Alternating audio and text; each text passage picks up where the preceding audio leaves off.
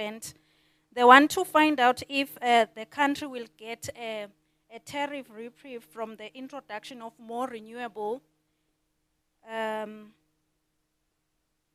injections into the grid, especially with the import from Eskom envisaged to go down by 2028.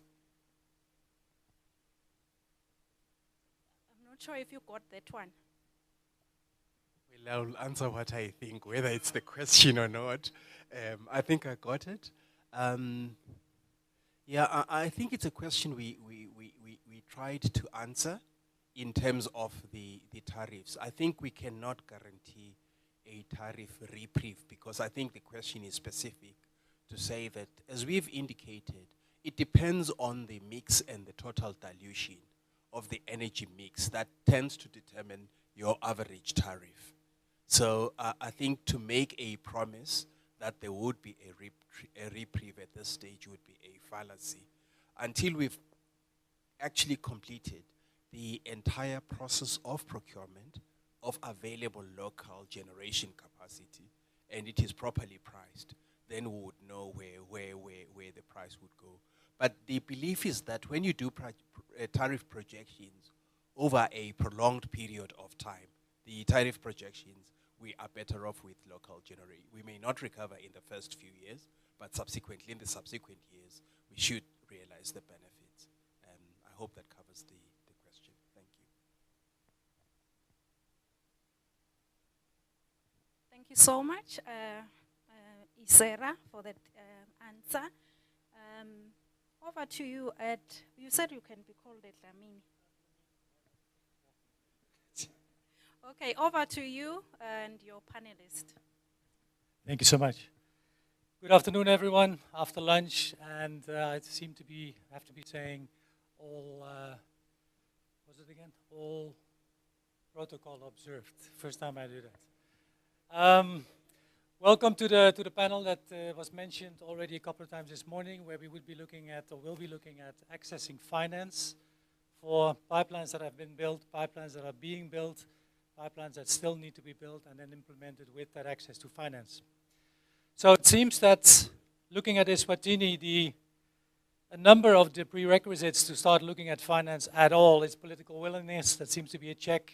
There's a vision, a strategy, a policy, check. There's power sector plans, checks. There's a pipeline of IPPs, and there's a developing pipeline of IPPs, also check there. An off-grid pipeline I haven't heard much about yesterday or today. Maybe that is something to put a little bit more emphasis on as well. And then the actual access to finance. You might say there's banks, there's private equity funds, there's international capital. Everybody is interested in supporting renewable energy, but what does it actually mean? So in reality, can you access that money? Yes, it's there. Everybody talks about it, but can it actually be accessed? So let's talk. That's what we're going to do this afternoon. Focus on that. I've got a number of panelists with me that basically are a representation of the actual money, banks. We do have the CEO of Standard Bank. FNB was feeling the heat, it seems, and didn't show up. It's Rose, Nedbank. Sorry, yeah. Should make that mistake. Then we have Wella Capital, who's in the business of actually accessing money jointly with you, so on that road to access finance. My colleague Chai from GET.invest, same story, but he also represents a financial institution, Electrify. And then we still have also another developer, and also one that is a fund manager that is very capable of accessing finance. Actually, they sit on the money. So if I show some hands here, this is money, this is money, this is money, which not introduced yet, money plus services. So that's a full package. They will put a service on your roof. You don't have to pay a penny except for the monthly bill of your consumption of electricity. But Krista will explain later. So two things I wanna focus on, and one is IPPs, grid-connected renewables to basically get your energy mix greener, and the second one is off-grid. Off-grid also definitely has a space in electrification of a country, rural electrification of a country. Yes, it says Eswatini 72% rural areas are electrified, but what does electrification of a rural area actually mean? Is it reliable? Is the quality good? And if people are close enough to an electricity line, sometimes they are counted in statistics as being electrified. That doesn't mean that you actually have access to power. So looking at both the IPPs as well as the off-grid is what we will do also this afternoon. All my panelists have got a presentation prepared, which I'll give them about 5 minutes each to go through that presentation and focus on what does it actually mean, what they can do for Eswatini. So no general talk about what Standard Bank did in the region. Let us focus on Eswatini. And the same goes for Camco. And the same goes for GET.invest. Let's focus what can be done here and how they can be involved in actually doing it. Anyone in favor of taking the lead on that? Think about it for a minute. Then I'll ask a question to the room here, to the audience. What have you got in the audience here? Have you got money? And any financiers here? Private equity capital? Raise your hand, please. 0. Okay. Have you got developers? IPPs? Raise your hands, please. Only 1. Okay. Have you got EPCs, contractors that put in place the renewable energy installations? Also quite a few. Well, 2, 3 only. Have we got those that are consuming renewables at home? Solar on your roof. Maybe you've got other ways of electrifying yourself with renewable energy. Anyone here? That's a few more, okay? I'm not going to ask for public sector. I'm not going to ask for private sector as a whole, because already mentioned this morning by Andrew, there is no private sector. Everybody got his own agenda in the private sector area as well. Okay. Have you thought about who's going to go first? Okay. Rafik.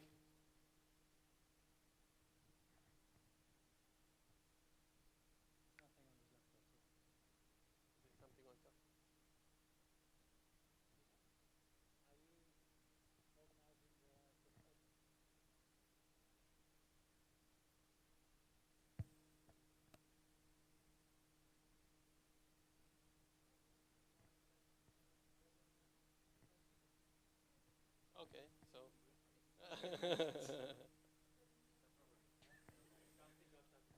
Stay inside the box. Jai, for you.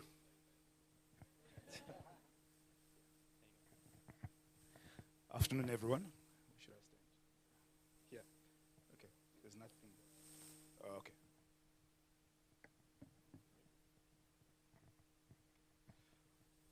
As Ad said, I'm with GET.invest, and I'm wearing another hat where I'm going to talk a little bit about electrify.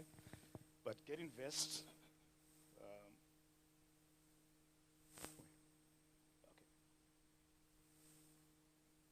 Okay, so GET.invest basically is a European program that mobilizes investment into renewable energy.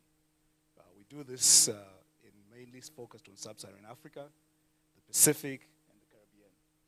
We support all the models, so basically off-grid, on-grid, mini-grids, solar home systems, IPPs, but not your big-ticket end, sort of your medium to smaller sizes, up to, say, 50 megawatts. That's what we'll support.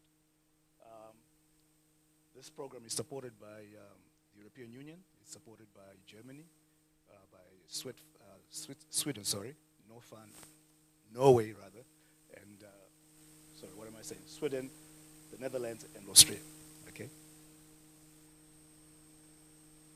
Okay, so the process is fairly simple. We offer an advisory. The application process is very straightforward. You don't have to come through us directly. You could go to a portal that's online and make an application. We have about 25 expert advisors that coach and support projects and businesses towards readiness.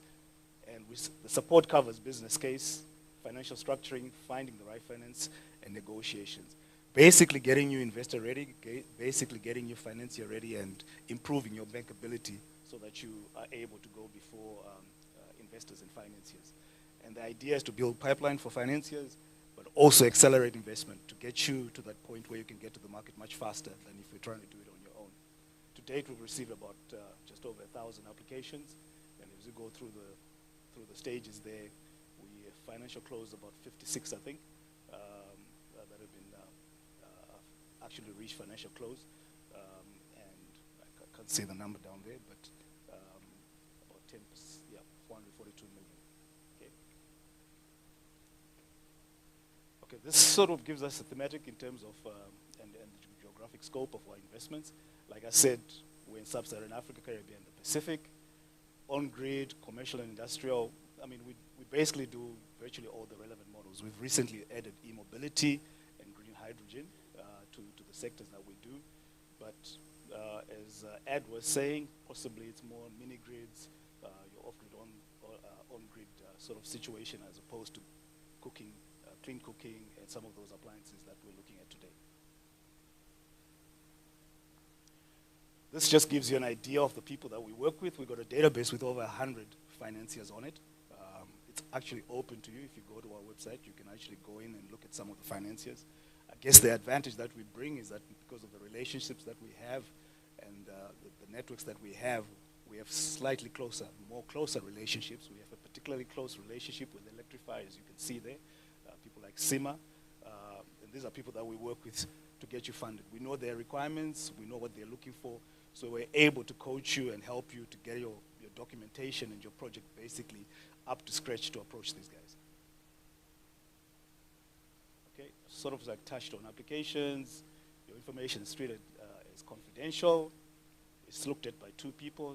For instance, it could be Ad and myself looking at a particular application where we take it through, pre-screen it, and if we're happy with it, it then gets taken on board and we start offering services. One thing that people always have a difficulty getting their heads around is that the service is free. We don't charge success fees or whatnot. The costs are covered by the organizations that I already alluded to. So once you're signed on, you get our services and you don't have to pay us a cent because our costs will be covered by the organizations that I've alluded to. So I think I took less than 5 minutes, but yeah. I don't know whether the next slide is up there for Electrify. Maybe I can dash through it if it's been sequentially. No? Let's see. Okay. There's a few stories about financial close. So I'm not going to go through those in terms of some of the examples that we have, in terms of the geographies we've been, and the clients that we've supported, and the nature of the intervention that we had on those. I'm not going to go through that. I'll get to, hopefully, to Electrify, if I keep scrolling through.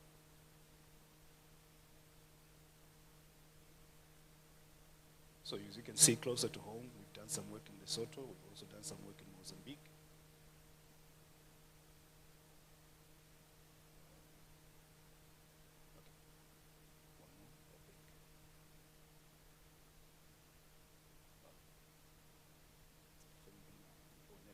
She's not here. So I was going to, I don't know who.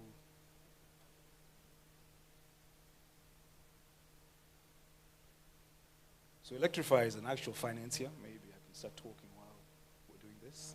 They're focused on the emerging markets, renewable energy. They actually have the money. They have about 253 million euros. They have a global sort of kitty of funds. And then they have windows where they have particular funds allocated to various geographies. So Mozambique, Zambia, but there's also a window that's been introduced in 2021 of about 5 million euros for Eswatini. So those are funds focused on Eswatini that some of you may be able to apply for here. They look also at a fairly large section of the models that they support. Their criteria is fairly simple. The business must have been operating. It's not seed capital. They support early stage, but you must have been, you must be doing something. You must have made some progress. The usual kind of ESG issues that they look at, but the application process is fairly straightforward, and they're very, very keen to get involved in projects. We've worked with them on quite a few, and like I said, we have a very strong partnership with them. So in the absence of a presentation, I think. Great. All right. Thank you, Chai. We'll keep questions for later. And the Electrify presentation was referring to giving more details on how to access that, what kind of money we're looking at, and what kind of business models can be supported. Might be in the in a different sequence in the slides. So when it comes up, Chai will be back up presenting. The second presenter, Christo, that's the person I just mentioned. He brings the entire solution. He puts the solar on your roof, services are provided, and you just pay on a monthly basis for the services. No access to finance required. They take care of that. He's going to tell you how.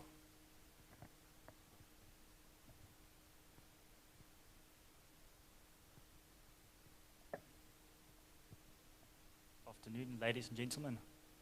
Everybody hear me? Okay, wonderful. My name is Christo Lawrence. I'm from the Renewable Resources Company. I'm in charge of finance and financiers for financing the projects and producing the business models and financial models for these renewable energy installations. In a nutshell, we are the Renewable Resources Company. We are the EPC provider as well as the financier to a lesser extent. To a lesser extent, meaning that we partake in the finance solution, or we help you obtain a finance partner. And it's a turnkey solution from EPC to finance to managing your sites, maintaining your sites. We accompany the client with the whole journey from being introduced to renewable resources all the way to the installation and seeing the end product produce what it's meant to produce. Our current biggest limitations is mainly getting in front of the client. Our models and business cases actually do speak for themselves, and the equipment currently on offer are the tier 1 quality. And so mainly our current limitations is that the market, the customer, the commercial, retail, or agricultural user are not yet aware of all the wonderful options there is out there for renewable resources and all the finance options that are already to their disposal.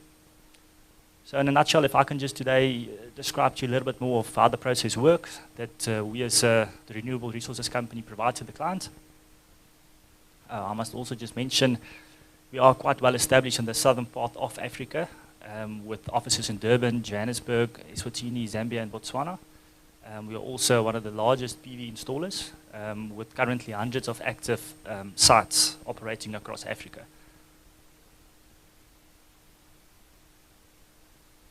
Our process mainly entails meeting with the client, getting a feel for what he needs from a renewable or off-grid solar solution or system.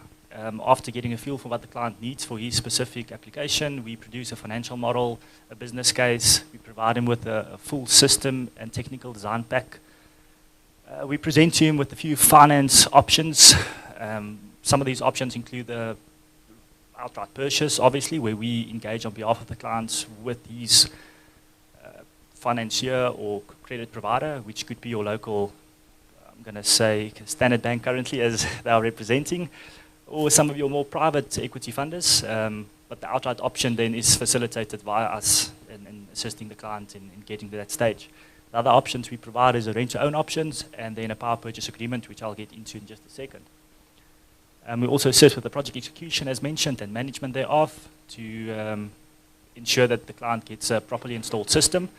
And to back our words or our work, we provide a performance guarantee on the back of our financial models, on the back of our financial plan and technical design pack.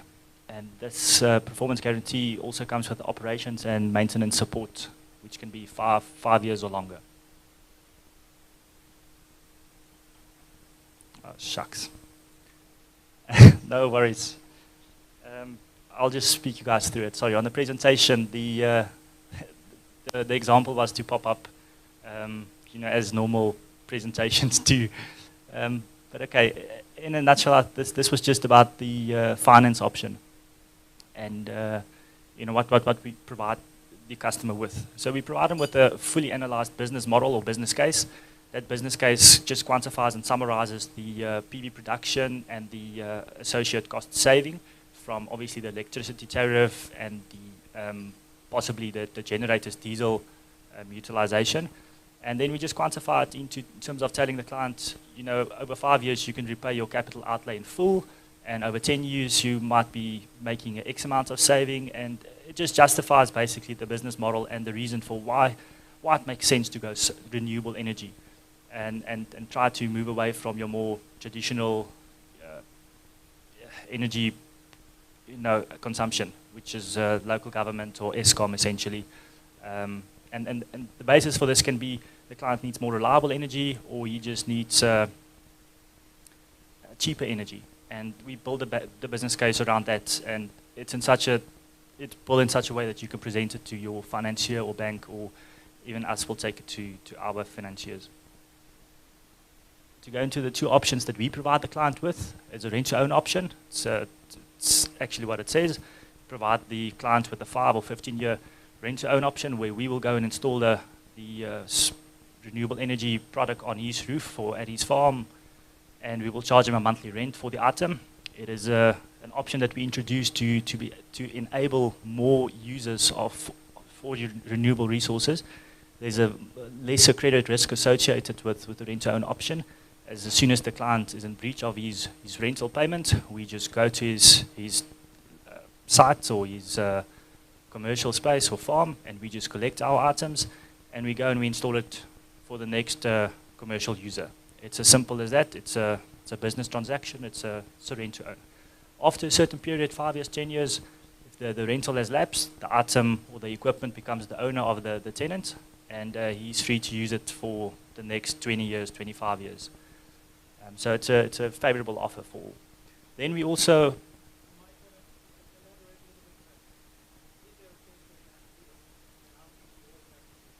Yes, there is certainly cases where we had to do that and had to collect the items. It was as simple as soon as he's in breach with the contract, we obviously approach the client and discuss possible mitigation factors. Give him a payment holiday or something like that. We're not ruthless at that towards that. But at the end of the day, if both parties amicably part ways, we just uninstall the program from his commercial site. The equipment is very modularly to the extent that you can just remove it the same way that you installed it, and without leaving a mark or scratch behind. There might be a few holes on the roof that you easily seal, or just you just patch it up. We are in constant communication with our local roof manufacturers to ensure that warranties and all that is not voided throughout such processes. We've dotted our T's and done all the due diligence regarding all that. And then we just take it to the next client. Throughout that whole process, our company, TRRC, doesn't incur any costs. It's as simple as we only finance the EPC portion, which will be the solar panels, the inverters, and all the cabling associated with that. The client still has to pick up the bill for any rewiring or DB work that he needs to do on his side of the system, or better known as the system that you can't take along with you, his internal wiring.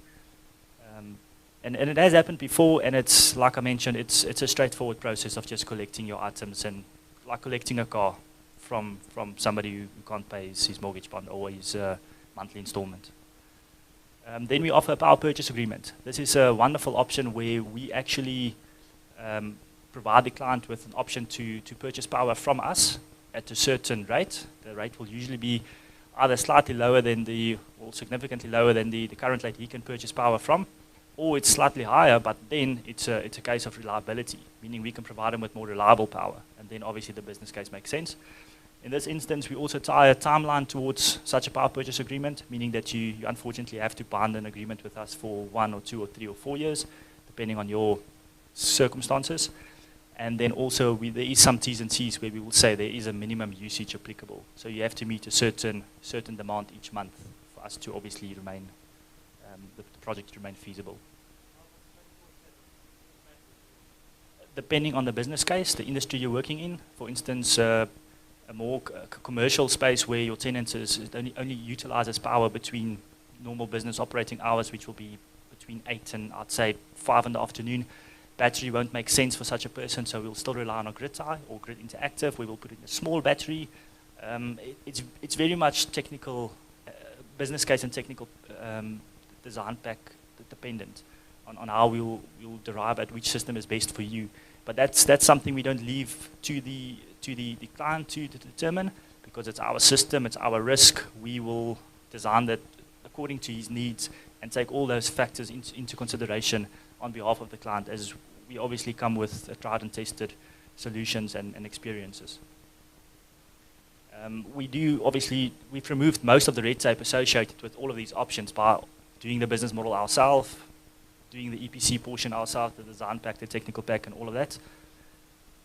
And the few documents that we just still need to collect from the client or customer would just be normal company secretarial documentation, such as the registration docs, IDs, signed financial statements, 6 months bank statements, the normal credit risk and documentation that we just need to obtain. But it's nothing out of the ordinary, and it's quite simply done by our team. Like I said, we are A to Z EPC renewable energy provider. And then to just summarize it, from what we've seen, renewable energy is currently available to almost all customers. There's various options out there to purchase your renewable energy, be it outright purchase through your local credit provider, or from your own money, or rent to own, or power purchase agreement. There's actually no reason for you to not consider renewable energy. Our company, TRRC, which is an EPC and financier, is more than capable to assist with any of the above technical design, installation, or assisting with any financial models, business cases, or even the credit application on behalf of the client. Because we've done a few of those, we are familiar with the layouts, the setup, what the banks want, what they need, how they want it, and how they need it. And then to maybe just leave a closing message, with TRRC, accessing renewable energy is as easy as 1, 2, 3. Thank you.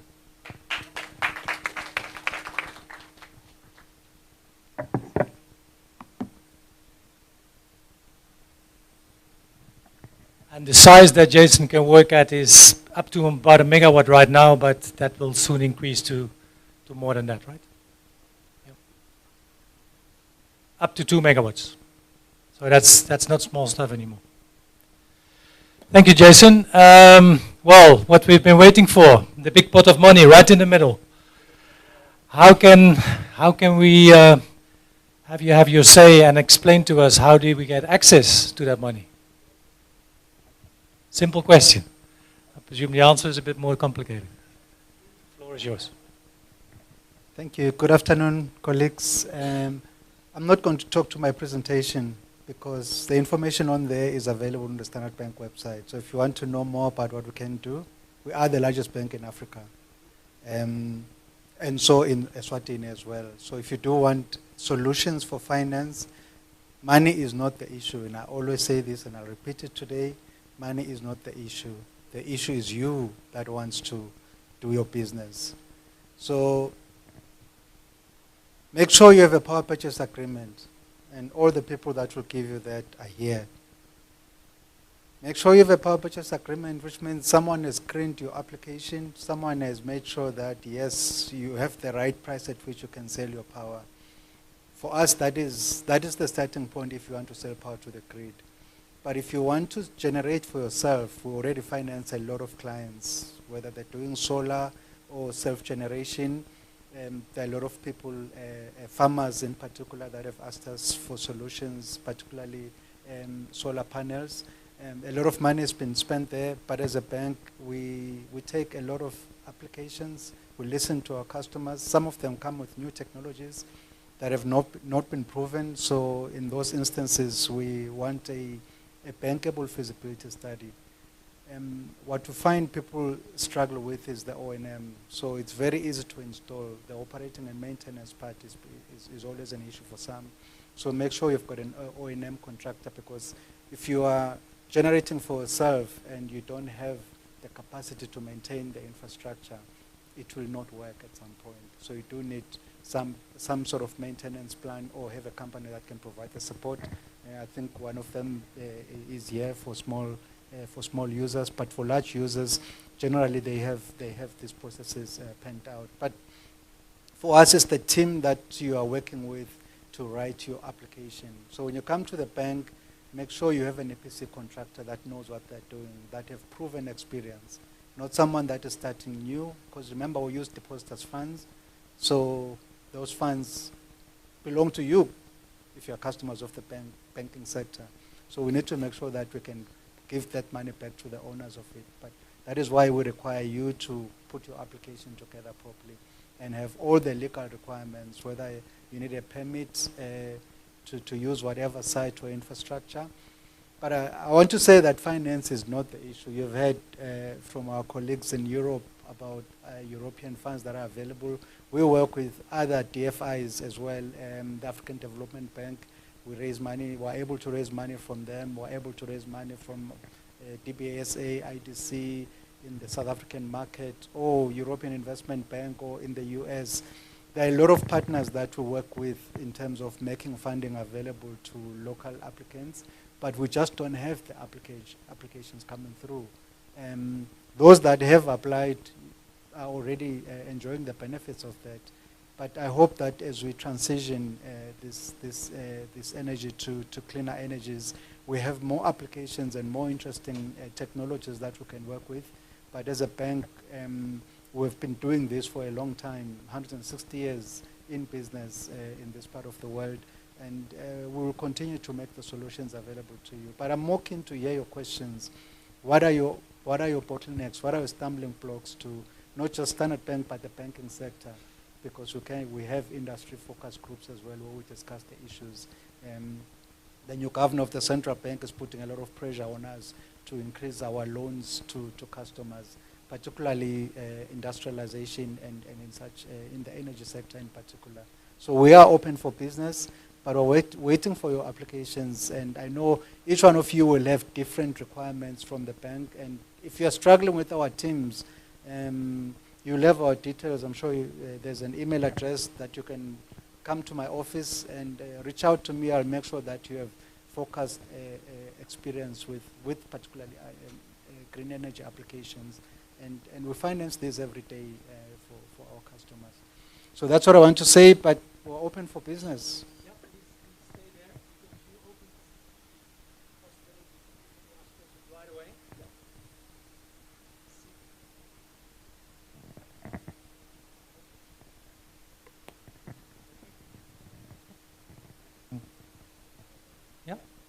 Okay, we can do a few questions, take 10 minutes now straight to have questions directed at Standard Bank. You're lucky the competition is not here, so you can take the low-hanging fruits that are probably in the room today or in the audience. Anyone, pertinent question for Standard Bank, what are you hitting your head against the wall when you're trying to access capital from, in this case, Standard Bank or the other banks? What is there that could be answered or could be clarified today by the CEO? Anyone?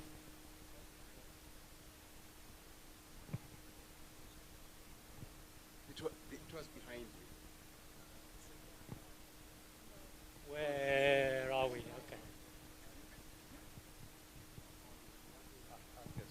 The regulator wants to ask as well. No, but me, it's just a comment, and I'm happy that Standard Bank is finally. I have reached out to NetBank, by the way. She's at home very sick. How I forgot about that. So please, I express whatever her apologies. She is sick. Secondly, I can attest to this. I've known the CEO of Standard Bank for quite some time. And I think he was the first person in this country to drive what you call a hybrid car. And which I thought it was ridiculous because it was very expensive. But I think it was one of the few who first mentioned to me about carbon footprint. That's many years ago. And he continues to drive this hybrid car. So he's always been quite alert to climate issues. And as such, I think he was also the first to start preparing financing, blended finance, to gather grants, loans and stuff, geared towards projects to finance this. So I think it's quite timely. He was modest, the way he was talking. I know what he's got in the bank is quite good. And I would encourage you to go and talk to me even more and explore those opportunities. And as I've said that, CEO, please remember what I've just said, and you can. You're coming in for a loan in the afternoon, it seems, yeah.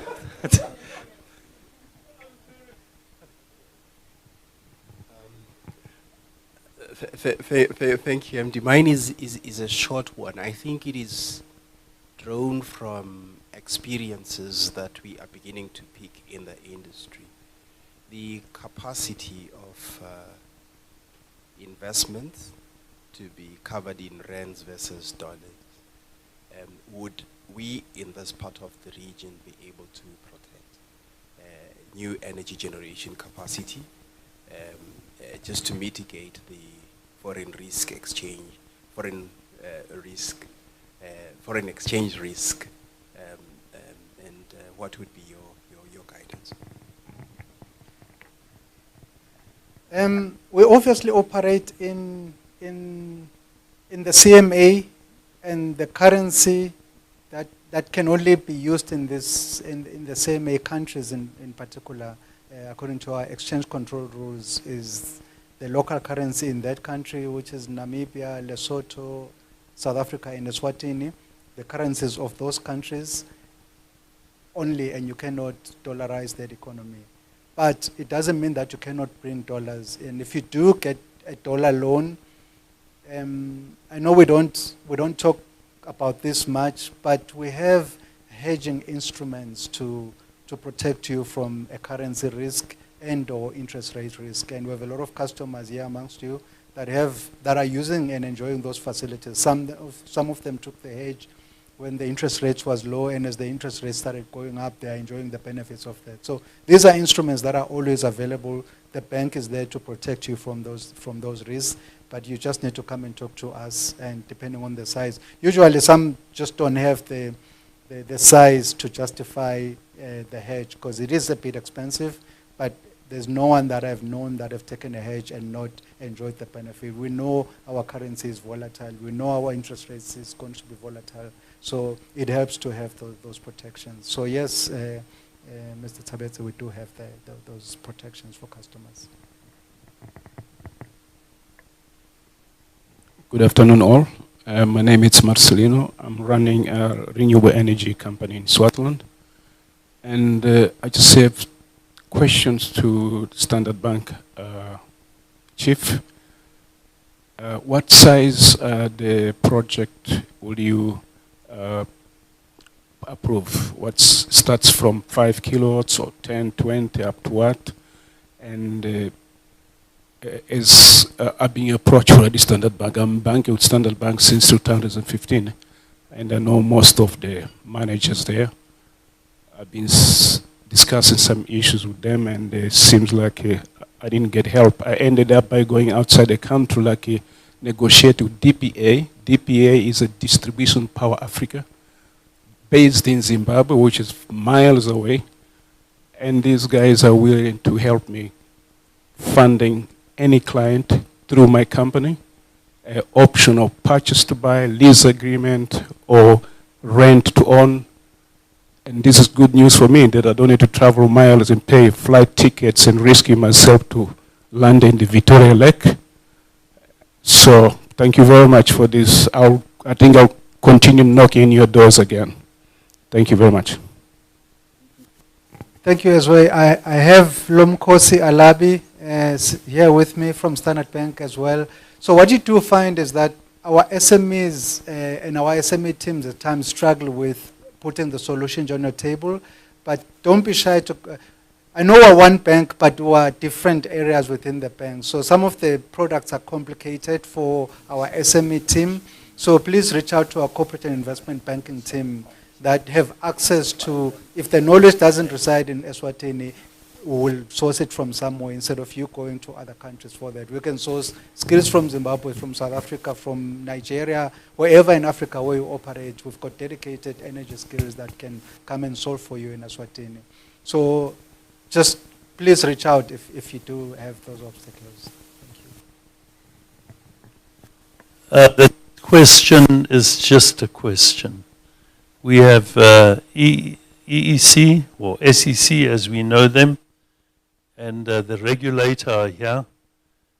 Are we open to developing solar farms and selling electricity to them yet? That's just a question. So we can see my smiley bank manager there, because we want to go big. This particular question is directed to the energy regulator that is here, because they are the ones that decide who can and who cannot. Mr. Sabete.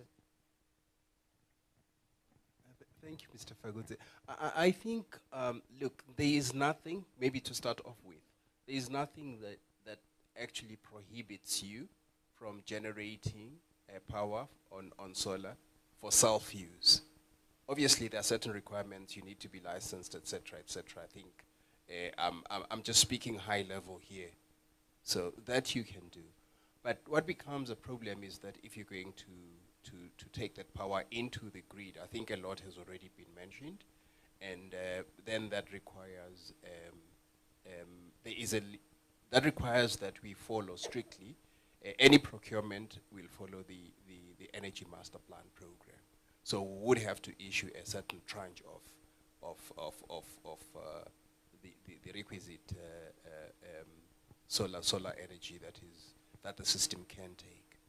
Having said that, I think it also becomes important that the system can only take an X amount of solar energy for it to remain stable. Therefore, I think before any decision is taken to put to tender any amount, it would follow a certain study.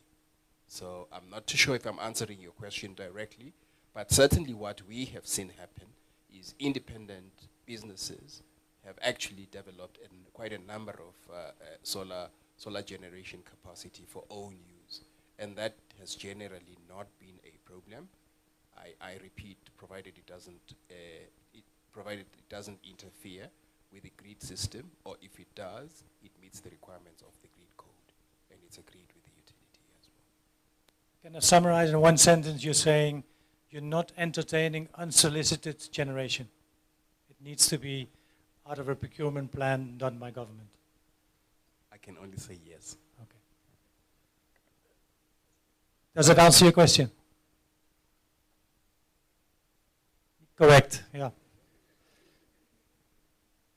Well, there's nothing to laugh about. I mean, it's quite sad, actually. Anyone else? One more. Okay, I have to flip a coin here. Just quickly. Thank you very much. We gather here today because of climate change, and renewable energies is a response to climate change and the reduction of emissions that is causing climate change. The focus of the meeting that we're having today seems to be much on how does the private sector profit from climate change, yes? But equally important is how does the private sector contribute itself to reducing the impacts of climate change. So my question is, when does a Standard Bank going to start putting panels on its own roofs of its own banks and become self-sufficient in itself in Eswatini? Instead of lending to everybody, when are you going to take a loan yourself, reduce your own carbon footprint, and become a clean, green bank? Thank you. So excellent question. The presentation that we're covering was going to talk about Standard Bank strategy now, about what we as a bank, not just in Eswatini, but in Africa, but also in Eswatini. We do have a plan that we will invest in our own generation. So every new office that we build now and going onwards will be sourcing power from green energy sources only. And that we have a plan that by 2030, the majority of our operations will be self-generating. But we're doing it quicker. So watch this space. 2030 is about 4 or 5 years away. A couple of years away, but yeah, there is an energy plan that we have as a bank, and it is on our website, but we are investing about, is it 200 to 300 billion over the next, until 2030, and it increases in terms of what we're doing as a bank to ensure that we source green energy only. But I think the biggest challenge that we've faced, and I know you've seen this in South Africa whenever we go to the AGM, where shareholders have been asking us specifically about funding fossil fuels. And unfortunately for us, being the largest bank in Africa, it means that we're involved in a lot of the energy projects across the continent. And we have to keep the lights on whilst we transition. So we have a just energy transition plan, and that's all documented and out there. And if the presentation is going to be shared with everyone, you'll see exactly what our approach is to it. But yes, we take it seriously. And before 2030, Standard Bank Eswatini will be on green energy, I can assure you. We're working on a plan to do that. I'm saying we have a plan, a group strategy that says that, but we're obviously doing certain things now to ensure that we will be on green energy. And I think when we talk in 2 years' time, this language is going to be different. Yeah.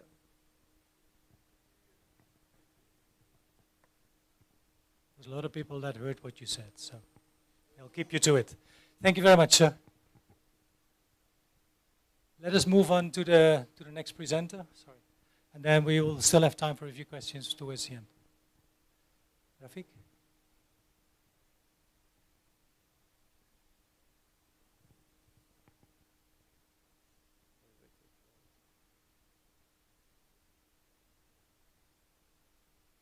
So thank you, everyone. I guess I'm not as well known as the Standard Bank, so I'll give you a few words on who Camco Clean Energy actually is. And then I'll speak just briefly about a few projects which we've done and the nature of the funding that we have available. So Camco Clean Energy, we actually a climate fund manager. So we get funding out of the UK, and we raise funding from various other, some DFIs, some commercial institutions, and effectively we drive certain objectives. The main objective we drive is renewable energy and supporting carbon offset. So like I said, only thing relevant there, we are climate and impact fund manager. In terms of market presence, we've got, we head office out of the UK, but our focus in funding is mainly Africa, and Eswatini falls within that. So from a Southern African mandate, the Southern African manager, and all the SADC regions are basically included. We've got offices in Kenya, Ghana, South Africa, and then we had a head office in the UK. Our legal team actually sits in Helsinki, and we're starting a new a Pacific fund. So that's why we got a team down in Auckland and Australia. So our funds have basically got global recognition. We've worked with many of we accredited with the Green Climate Fund, which, if anyone knows it, it's $1 trillion climate finance facility, and we can support applications going into that. So we what they call an accredited entity. We've worked with many entities such as Electrify. We co-finance. We probably one of the best collaborators out there. So we would co-finance most projects. We do a lot of what has been spoken about today, and what our panelists also do.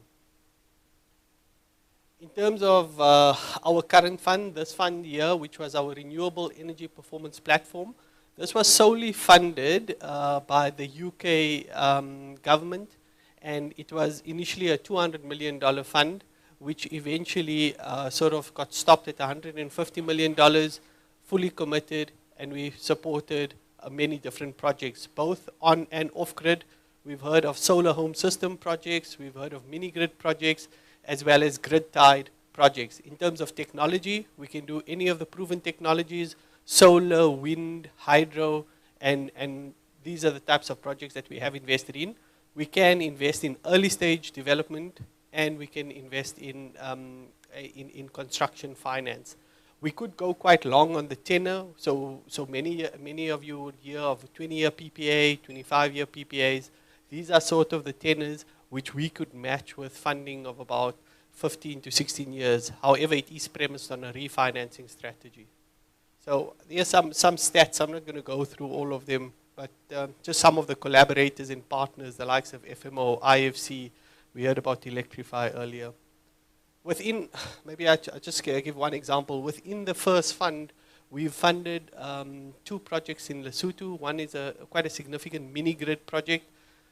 It's not easy to fund mini-grid projects. It doesn't follow your traditional project finance rationale.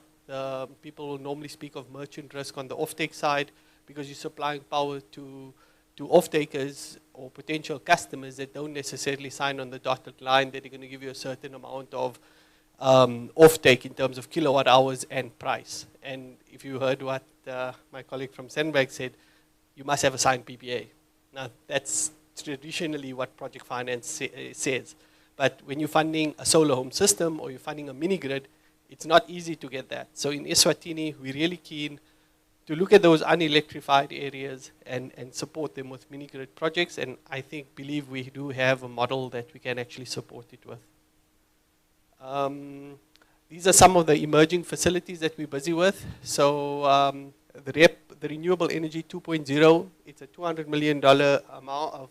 That's the first close. This fund will probably go up to about $500 million. What's important about this, it's an extension of projects that we've already sort of identified, or new projects in both the utility scale as well as CNI projects, but of larger proportion. What we have also done is, recently we've heard what Christo has told us about the CNI market. We can support those type of projects as well, and we can support companies like Christo's companies to put down facilities for end user benefits. So for example, an end user that signs a power purchase agreement, 1 or 2 megawatts, essentially would be very difficult to fund it ordinarily if you do it project by project. So what we do is we work on an aggregator model where we look at EPC companies or developers as development partners, and we support them on a turnkey basis. So we would essentially put a facility behind a company like Christo's, and they would roll out a portfolio of projects. So when we're providing that sort of funding, we get efficiency because all of a sudden we put a facility together that funds 50 megawatts of maybe 50 projects. So that's what we're doing under the Spark platform. We've got standardized documentation in terms of lease contracts, PPAs. It's something called an INM, which is, it's an EPC and an O&M together, so we cover the risks on operations and in construction at one go. So that's just a few words on that. And then on the Tide side, this is the Pacific Fund which we're launching. It's very much a CNI facility, but in a very different market. Dealing with some of these islands, places where markets have not really developed in terms of renewable energy, and where there's less proven suppliers or projects. It's something which we're coming up with this aggregator model, which seems to be quite promising. So that's it in terms of our emerging facilities. I'm not going to go through any of this, but basically we follow the normal due diligence process. But like I said, we're more engaging. So come speak to us. We're happy to have that engagement. We're open for business in Eswatini. We've had some engagement with some of you in the room, and we're comfortable taking on the risk of investing in the market. So thank you very much.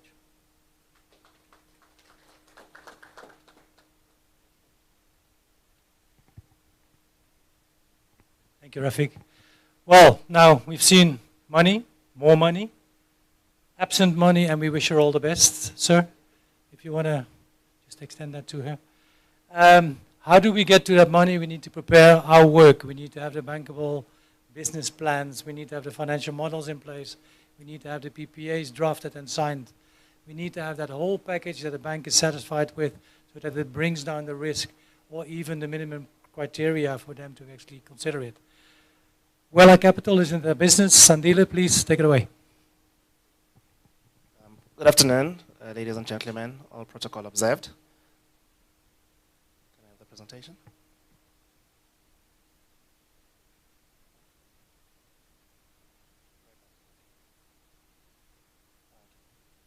Thank you very much. I'm going to present on behalf of 2 companies that help in terms of project preparation.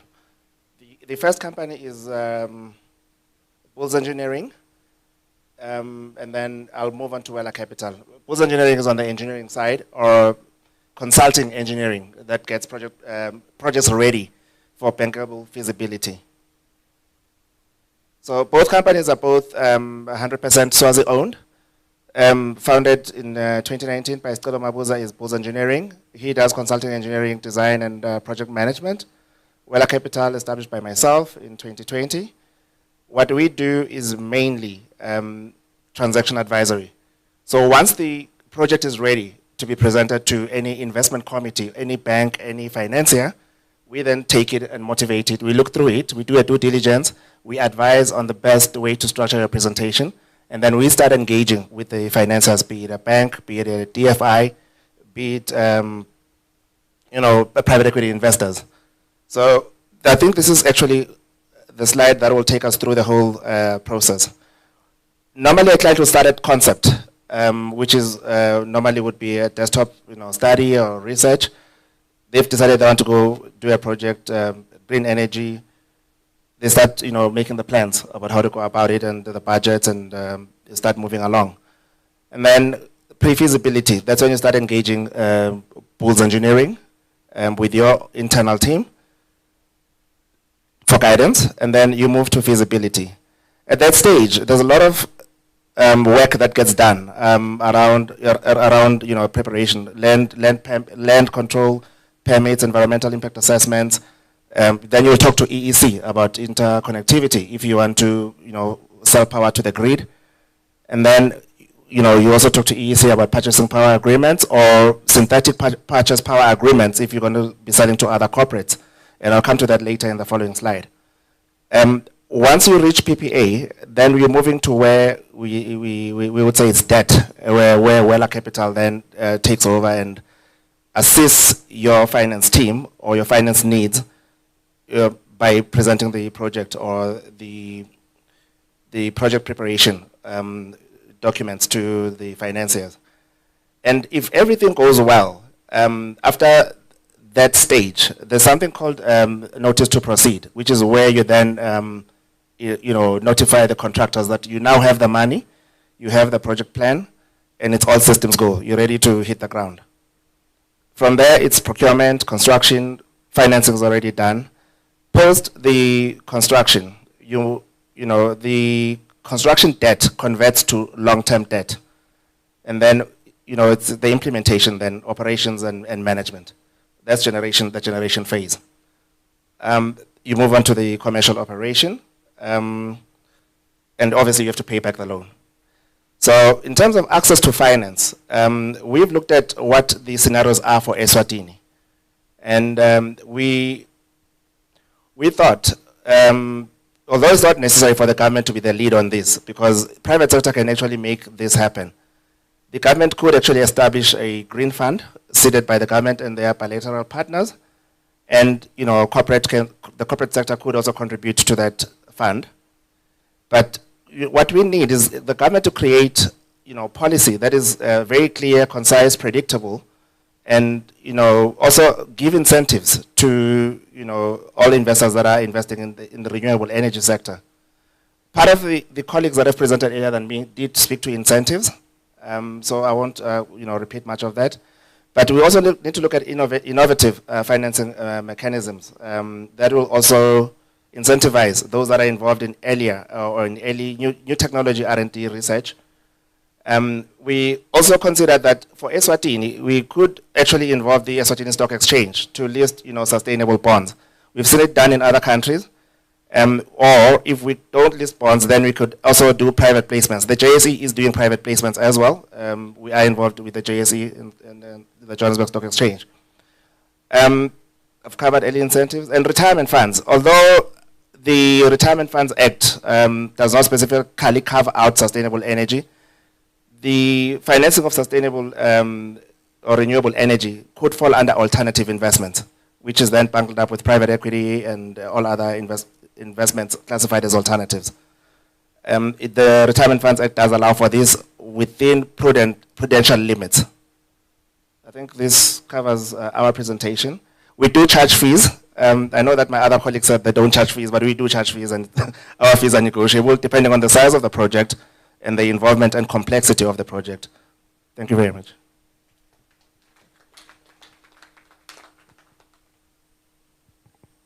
Thank you, Sandile. Now I've got this dilemma that somebody tells me I must stop. I've got a number of questions for the panel, but I'd rather just tell you what these questions are and then leave it to you whether these are questions important enough and give you the remaining 10 minutes to ask your questions. If they coincide with mine, fine. If not, also good. Here we go. This is what I had in mind. Looking at lines of credit, are there lines of credit specifically available with financial institutions that operate in Eswatini. Standard Bank, Nedbank, any other financiers that are out here. Dedicated lines of credit for renewables, as we see in some other countries.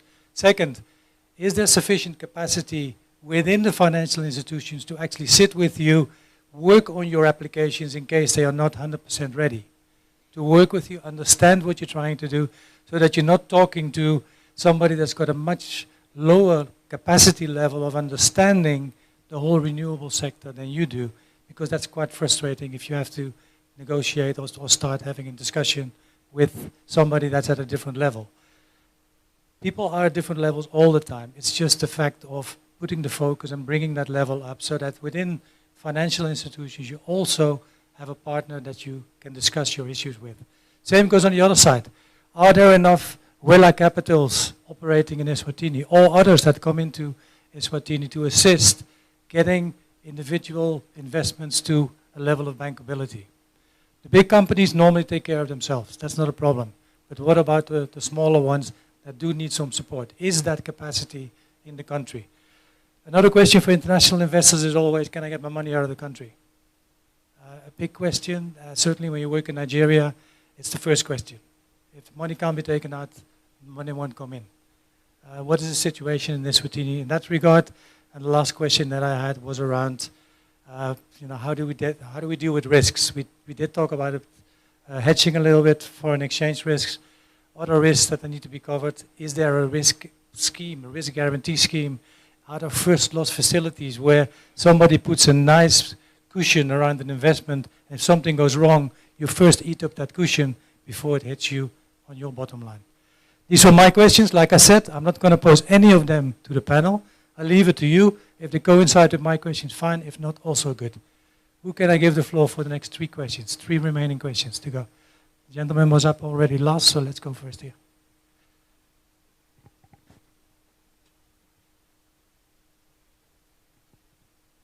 Thank you very much. Just one quick question and maybe a comment. To Standard Bank and to Camco, how do we create local platforms in order to monetize carbon credits and carbon offset benefits? We read in the press all day long that these facilities are being made available internationally, but the reality is, how do we monetize carbon credits in Eswatini? That's the question.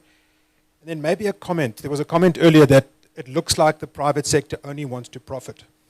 It's not only that, it's about sustainability. Unless these projects are sustainable, the private sector is just not going to do them. And what does sustainable mean? The investment has to justify the risk. And the more we can de-risk these kind of projects, for example, with carbon credits or whatever the case may be, the cheaper they're going to become, number one. Number two, it's about scale, and which is why policy is so absolutely critical. If policy doesn't allow these projects at scale, we're going to be forced into small scale and therefore more expensive per unit projects over time. And I can almost read Mvusilelo's frustration, because we've had the same thing at Montigny. I can put solar panels in to offset some of our electricity. But then the thinking is, what if I do that and I one day want to do a big project? I now suddenly don't have myself as a client, so we wait. So at some point, we actually have to cross that barrier to say, why are we so scared of producing more electricity than we need? Because we do actually have a regional market and we should be able to export it, and that should be able to allow bigger projects, which then bring about a lower unit cost of production. Thank you. And EEC has got the license to trade into the power pool. So, who can I give the microphone to? Anyone for that? Yeah? Responding to Andrew just there. On the carbon credits? So I think the carbon credits discussion is an important one. You need to be certified to be allowed to claim those carbon credits. And I think as a country, maybe some of our organizations are not big enough to do that on their own. But maybe as a country, maybe through Business Eswatini, we can just sit down, or even with the government involved, and just get a research company that can come and establish the amount of carbon credits that we have as a country, get those certified, because once they're certified, then it's easy to trade them. So I think it's something that is really doable. Maybe we can work with the EU in getting to that certification. Yeah, I think that's right. So there's many different markets. There's something called compliance markets, which speaks to CDM, Clean Development Mechanism. And for a long time, sort of post, you guys would have heard of something called Kyoto Protocol. There were a certain amount of penalties placed on EU companies if they emitted more than a certain amount of carbon dioxide into the atmosphere or equivalent carbon dioxide.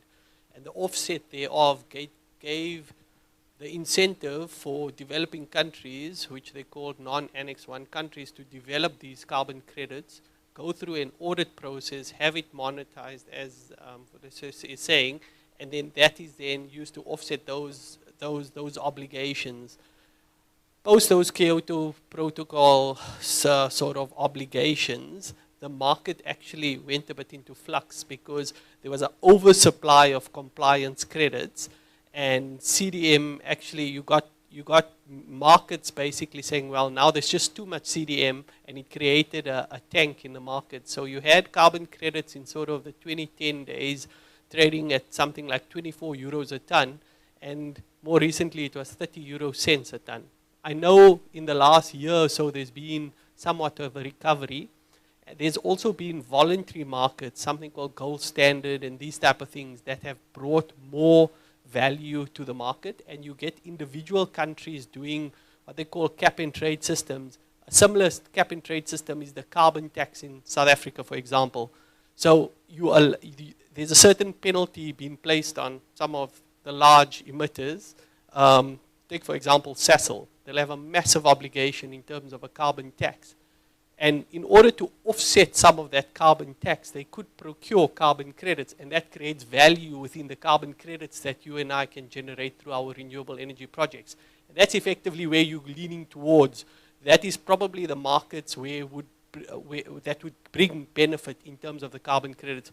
So as I said a bit earlier, that investigation needs to be done and understood which market can you unlock in order to bring value to your project. So carbon definitely an incentive there, and more recently I've seen the value coming back in it. More and more carbon developers are starting to re-enter the market, because after the crash, sort of let's say 5 years ago, you found everybody sort of took a hiatus and left the market, and now guys are coming back into it because of the increased value.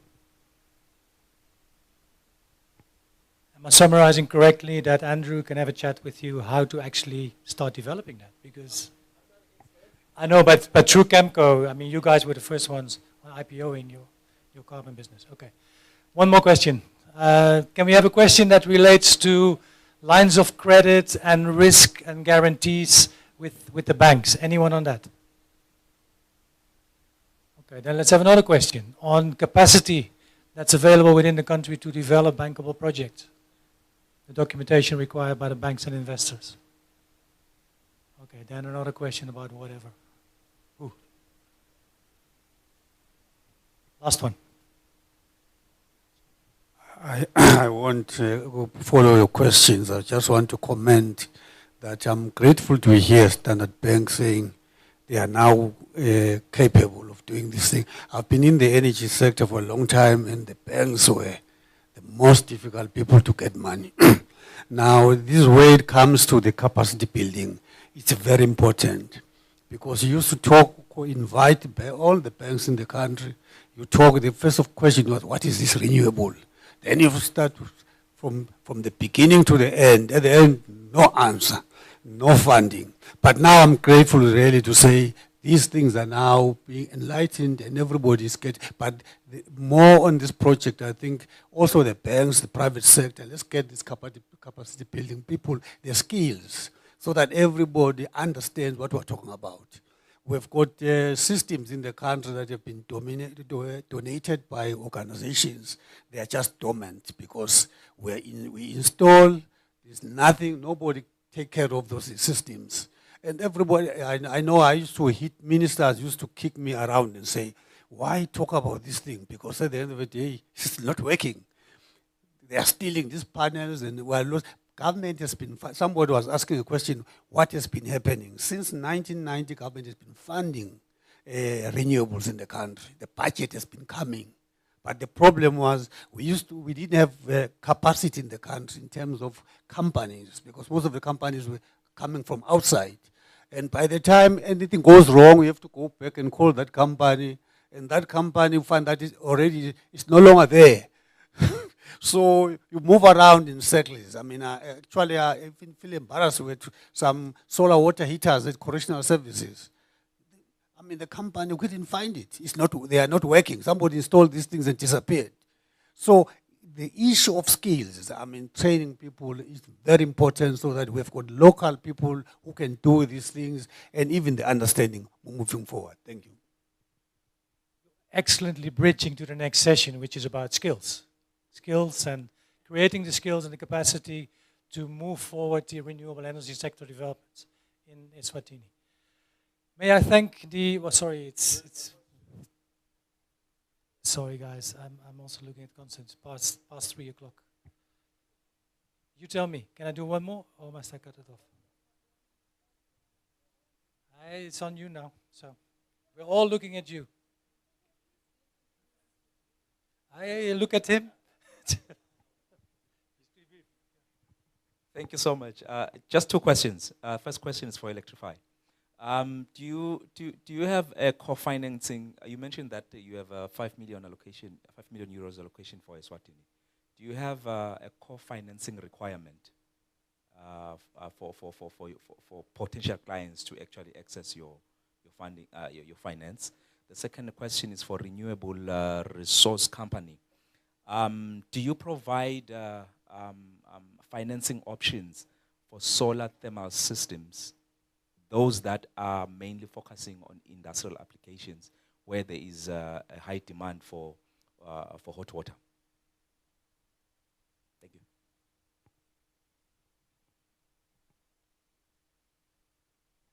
Thanks for that question. Yes, co-financing 50-50, but the other 50 could be the European financing as well. So, sorry, it mustn't be European financing.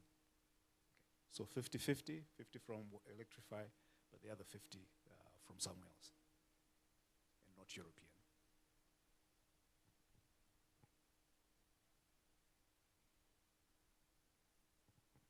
Thank you. I think there was a comment I just want to cover here. It was 2 issues. One is the advisory capacity within the country. Is there enough advisory capacity? The quick answer is a no. Most of the advisory companies come out of South Africa to consult into Swaziland. So we don't have that. Wella Capital and Bulls Engineering are probably the core that are in the country. We need to do skills transfer. We need to train more Swazis and give them exposure so that we have our own internal capacity as Eswatini. And then the other question was around exchange controls. When Wella Capital does funding agreements, we normally nominate the bank, or if the client banks, let's say with Standard Bank, we work with Standard Bank to make an application to the central bank for the money coming into Swaziland. We'll go through the whole compliance process with FICA. We do a dual application for the money in and for the money out. When the loan, if it's a loan, is supposed to be paid out so that whoever is investing in the country can be able to extradite their money that they've invested in the country. Thank you. I can just add on that. There are exchange control rules that apply across the CMA countries, and so far we've never had an instance where someone is not able to take their money out. So unlike in some markets in Africa, and I won't mention those countries, where you lock your money in and it's very difficult to get it out, there's not a single investor that's brought money in Eswatini and has not been able to take it out, obviously following those exchange control applications. And that responsibility sits with your bank. We do it on behalf of our clients. Thank you. Well, I would like to thank my panel members here, all 5 of them. A round of applause, please. And as you already picked up, the next session in about 15 minutes after coffee and tea, we'll be focusing on developing that skills base for renewable development in Eswatini. So see you in about 15, 20 minutes.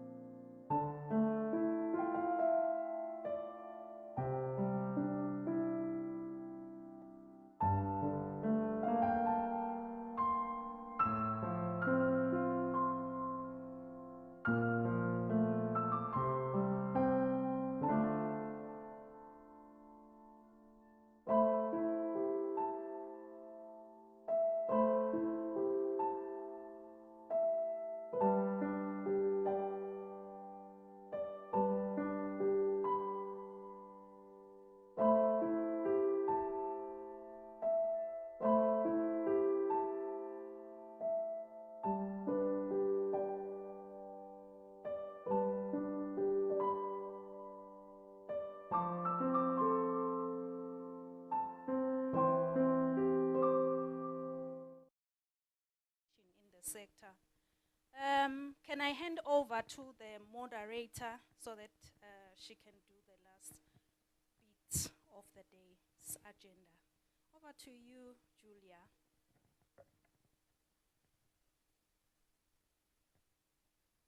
Yes, hello. Good afternoon.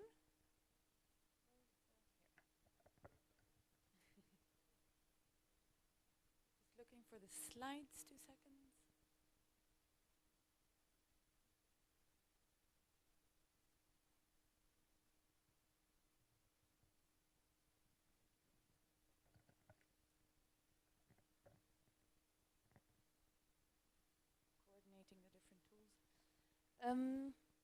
Yes, so welcome to this panel discussion on supporting a skilled job force for the renewable energy sector in Eswatini. I will quickly introduce myself before leaving the floor to the different panelists. As mentioned earlier, I'm Julia von Franz, a Policy and Advocacy Officer at the Alliance of for Rural Electrification, or ARE in short. As was mentioned during the welcome note, we are the Global Association for the Decentralized Renewable Energy Industry, catalyzing private sector-driven markets for sustainable electricity services, creating jobs and powering equitable green economies. Sorry. We have over 200 members, over 55 countries globally, and across 3 continents, Africa, Asia, and Latin America and the Caribbean. Our main targets are in line with the SDGs, and they're delivering sustainable electricity services to more than 500 million people, working towards the creation of more than 5 million green jobs and avoiding more than 1 billion tons of CO2 emissions. Addressing these 3 SDGs, 7, 8, and 13, we aim to contribute to the growth of the clean energy sector with a focus on the hard-to-reach rural areas. We do so by connecting our members to one another and through projects and partnerships with the EU, GET.invest, as well as IRENA, just as some examples. As you know, the key to sustainability, to the sustainability lies with the skills of the domestic workforce, which can be strengthened to deal with the monumental increase in decentralized electrification needs in the years to come, which in turn also creates domestic employment. A recent survey with ARA members, for example, however, indicated that more than 70% of companies have difficulties in finding skilled local field staff across the value chain. To this end, ARA is the managing entity and one of the founding partners of the CORE initiative, Cornerstone for Rural Electrification. CORE aims to build the job force of the future for the DRE sector in Africa, Asia Pacific, and Latin America and the Caribbean. CORE does so by offering technical assistance and training of trainers on aspects related to increasing safety, efficiency, and reliability on the DRE systems. In particular, CORE delivers training of trainers for African and Asian universities and training institutions on technical topics related to decentralized renewable electrification. So, as said, CORE delivers training of trainers for universities and training institutions on technical topics related to the renewable energy sector, as you can see in this example, with the University of Lesotho. More specifically, CORE supported the university's lecturers with inputs and training materials from industry experts to further develop the sustainable energy access curriculum they had. In addition, CORE is in collaboration with practitioners, dry mouth, local communities and policymakers designs new programs and secure funding and tailor-made capacity building services. The main collaboration partners are universities, technical and vocational education training institutions, government entities, community organizations, DRE practitioners, programs with technical assistance components, foundations, and funding partners. So, the collaboration with the wide range of different partners, apart from the ones that mentioned just earlier, CORE is also open to collaborate directly with DRE practitioners, foundations, and international funding partners on a case-by-case basis. Other than CORE, ARE's work supports its members in the renewable sector through its 3 tracks on market intelligence and business development, policy and advocacy, as well as communications and marketing. So for those who are not yet members of ARE, we invite you to join the Alliance. We also organize events where our members can interact and network with other stakeholders in the sector. As you can see here, future events in Mozambique and the EIF 2023, which will take place in Abidjan. So during this session today, the discussion aims to look into the skills needed for the energy transition to be successful and find ways to answer to a potential skills gap in the country. So I now leave the floor to Luis Miguel Pascual from the EU delegation to share on the EU's work in this regard and where the EU sees the biggest upcoming gaps for the DRE sector. Thank you.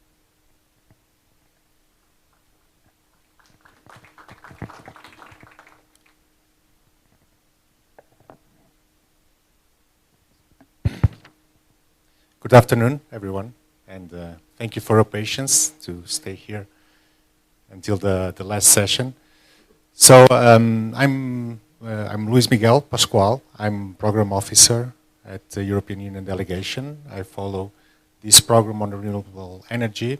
I'm here representing my colleague Alan Dlamini. He's the person in delegation following all the skills development programs in our office. That he's not in the country, but he gently prepared some information for me to share with you about the work that we've done in the country in skills development and what will be our work here in the future in this sector. So the European Union believes that the skilled labor force is fundamental to achieve almost all sustainable development goals. We here in the country work in different sectors on skills development, from agriculture, rural development, infrastructure, private sector development, and this all require a skilled workforce. We had two major programs in skills development. They are called Support to Education and Training Programs, or SET. We had SET 1 and SET 2. The first one from 2008 to 2012 of 23 million euros, and the SET 2, 16.5 million euros from 2012 to 2018. SET 1 had a technical and vocational education training. SET 1 focused on TVET, Technical Vocational Education and Training, and supporting the Ministry of Education and Training with policy review, coordination and training, and capacity strengthening of the TVET institutions. SET 2 built on the first program and focused on quality of education. An important element was the supporting in developing the National Education and Training Improvement Program, Blueprint Implementation Plan, which has a TVET component.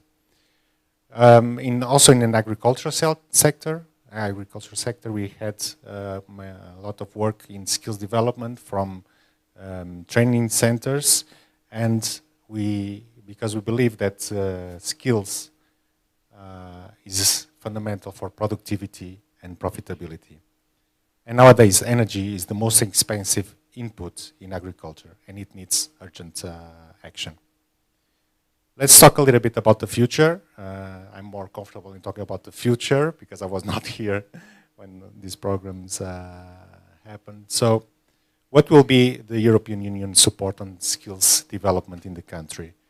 The background, I think that we are almost all aware: high unemployment rate, especially amongst the youth, skills mismatch between demand and supply, underutilized skills. And so after a long consultation, we will now start implementation of our framework for the next 5 years. This will have one focal sector, that's human capital development and social inclusion, and it has two main drivers of intervention: market-driven technical vocational education and training, and empowerment of disadvantaged youth and women in vulnerable conditions. So this program priorities bring EU support as close as possible to the people in the most vulnerable situations in Eswatini to support progress towards the Sustainable Development Goals. Concretely, the MIP, the program, will focus on empowering disadvantaged youth and women via skills, income generation, and employment through a series of interventions to improve access to formal and non-formal education and quality and relevance of the TVET system. And here, where is the linkage to what we are saying here today, and that's why when we are talking about the program for this day, when we were talking, that will be a section about skills. I immediately request to talk about the work of the EU will be doing in the country. Is that in this program there's a strong commitment to integrate green skills and jobs. So I will ask Daniel if I asked last minute, and with the support of Jivan, to show you a picture whenever it's possible. So I think that now, with all the conversations we had today, we now have a better understanding what renewable energy is, the different technologies, and the different outputs that we can have from different technologies, different prices, different outputs. And this morning, my friend Nati was talking about job creation in the energy sector. And it came to my mind to show you this picture. So, depending on the objectives of the country, what you want to achieve, you can focus in different technologies, and also to decide what will be your strategy in the future. Your strategy is only to have as much power as you can. You choose one, but when you are talking about creating jobs, every single little man there means 50,000 jobs. This data comes from the Renewables 2020 Global Status Report, and you can see the impact of the different technologies in job creation. Solar energy, the first one. Bioenergy, it's the second one that creates more jobs. Hydropower, followed by wind power, and the last one, geothermal. So just to give you an idea, not to give you an idea, just to open your mind and awareness that that's my opinion, I'm not talking about the European Union now, but depending on what we want to achieve and the result that we want to have in the future, we can select our energy mix of each country. So just to give you some food for thought. Thank you. And coming back to our program, of course, a lot of focus on youth, mostly because of the high unemployment that we were talking before. So I will end my presentation just to go through the expected results that we want to achieve in our program. First one, to strengthen the capacity of TVET providers. This includes curricula, equipment, and material to offer inclusive access and quality training that responds to identified skill needs in targeted sectors. Second one, strengthen the capacity and involvement of employers. Very important, the presence of the private sector here, chambers of commerce, business and professional associations, private companies, etc., to provide inclusive work-based learning schemes to TVET and skills development in targeted sectors. The third one, increase access to youth and women to TVET programs, leading to employment and self-employment. And last but not the least, employability, entrepreneurial and life skills of disadvantaged and vulnerable and in vulnerable situations, and women and youth in vulnerable situations are strength. So thank you very much, and if you have any questions, I'm free to answer them. Okay, thank you very much.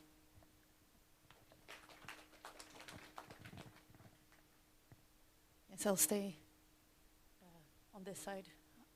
I just want to pass the floor basically to Mangaliza Mohammed. If you would kindly say some words on what the Eswatini Economic Policy Analysis and Research Center, or ESAPARC, works on. Thank you, Program Director. My name is Mangaliso Mohammed. I'm from ESAPARC, Eswatini Economic Policy Analysis and Research Center. We are a government think tank under the Ministry of Finance. We look at issues of economic development, which basically talks to everything that happens in the economy.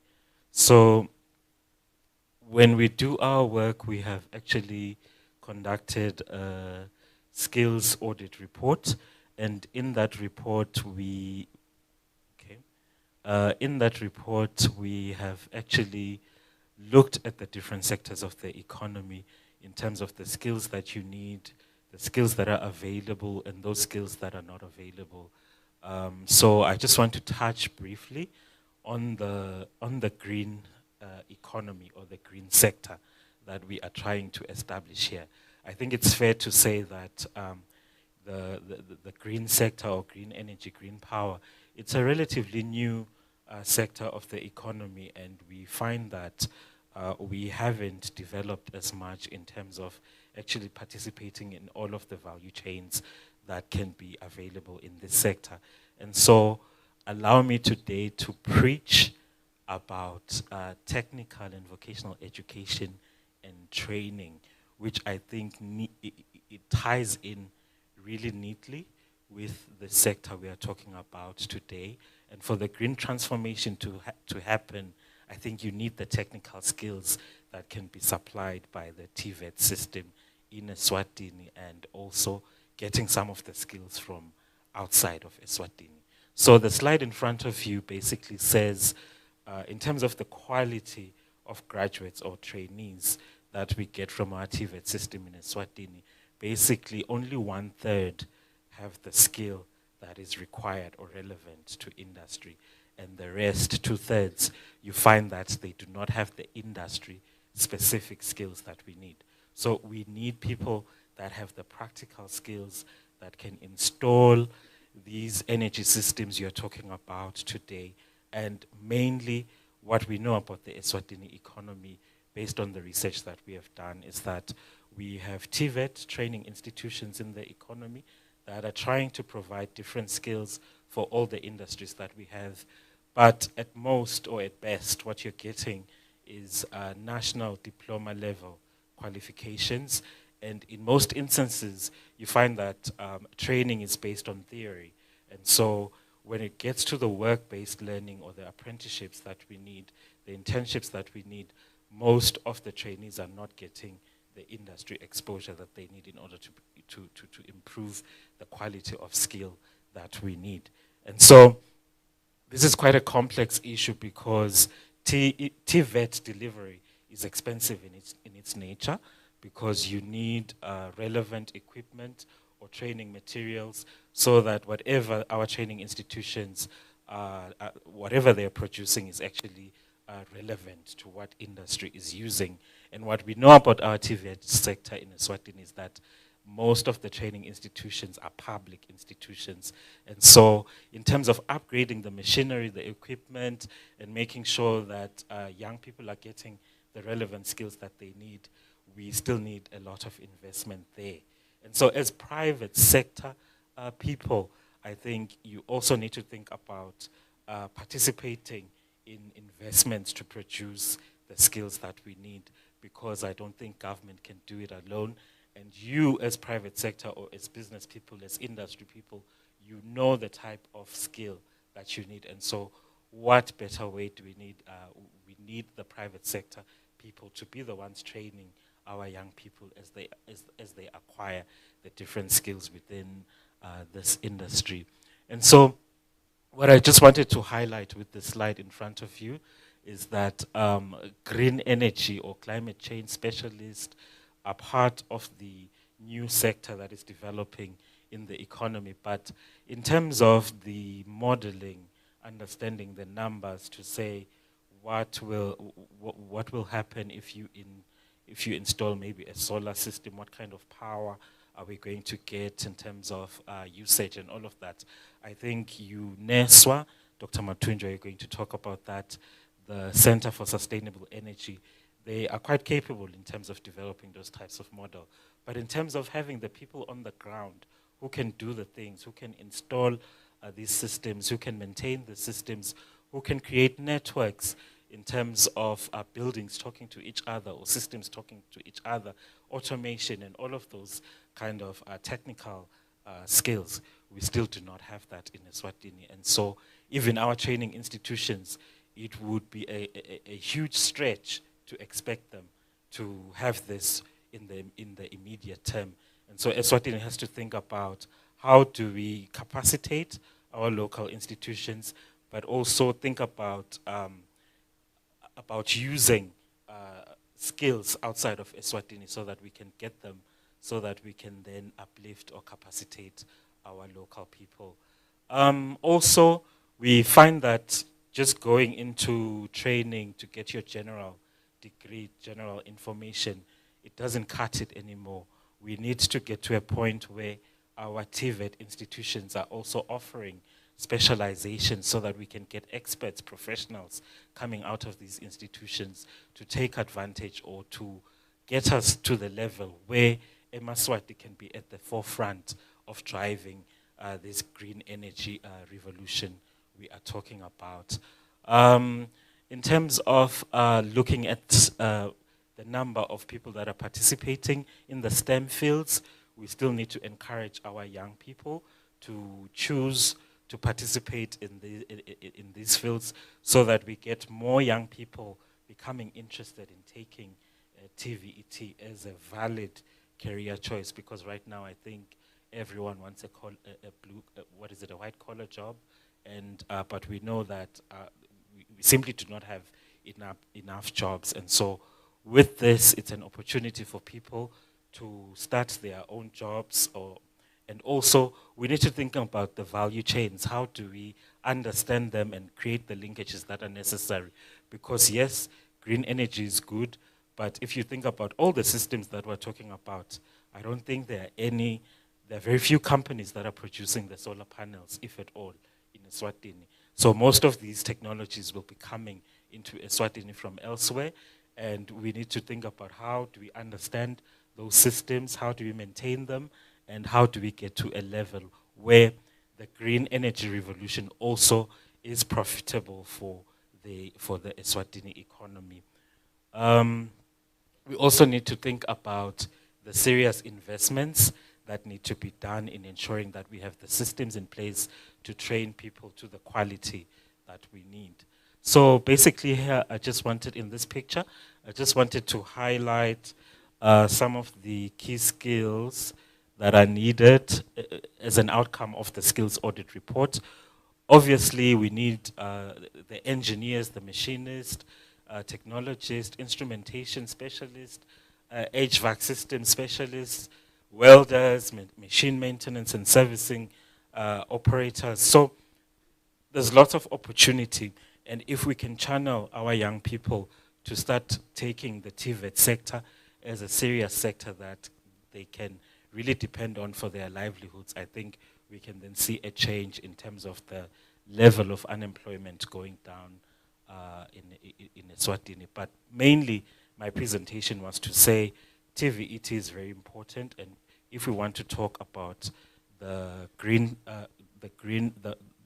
power transformation, we need to take TVET seriously so that more young people get the skills, the technical skills that they need in order to support the growth of this industry. But at this moment, our public and private institutions in Eswatini are not at the level that we need to supply the skills. Thank you.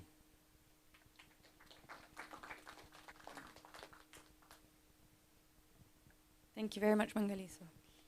So yes, very interesting indeed. It's not only the need for technical training, but also the interest of the young generation in the sector. So now, please, Dr. Mduduzi. Sorry, have to practice. Okay, thank you very much. So what Mohammed has said, I can say that it's true. We've been asked, as she has introduced me, I'm Tutuzi Matunjwa at the University of Eswatini at the Center for Sustainable Energy Research. So I wanted to say that what Mohammed was saying is true. We've been asked by UNDP to train people who dropped out of formal education on sustainable energy. It's a pilot project. So UNDP is trying to see if a university can be able to teach people who dropped out of formal education to see if they can be assisted. So we advertised, so the course is on off-grid solar crop solar dehydrators, which you can use to dehydrate food, traditional medicines and other things, biogas, and also we've got some entrepreneurship courses being taught by our Department of Commerce.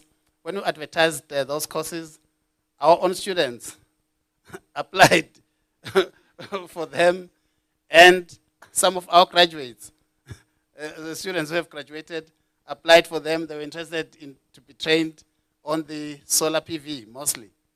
So what Mohammed is saying is true. So what we do train our students on solar PV, but we go down to to the actual working, the science of it. And then because we think that they're going to advance to further with the science, then we staff them on the connection of an inverter or a charger or something like that. So we're surprised at the numbers that we got of people who want to be skilled in some of these sustainable technologies. So, so let me continue with my presentation. I don't think it will be long. So, okay. Let me see. Next slide. Okay, so. What did I do?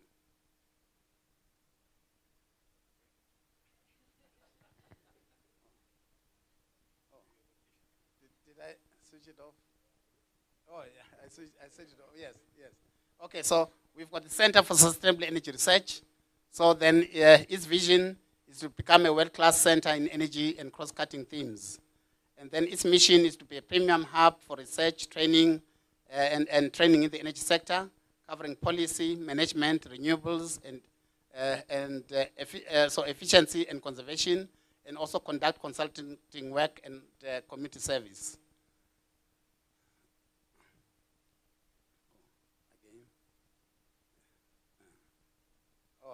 I've got to go to the right. Yeah, okay.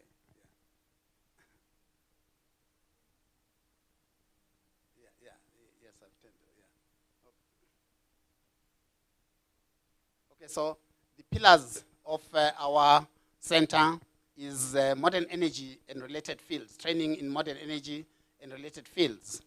Then also, so because we get into, we found ourselves getting a lot into climate change, which is related to energy.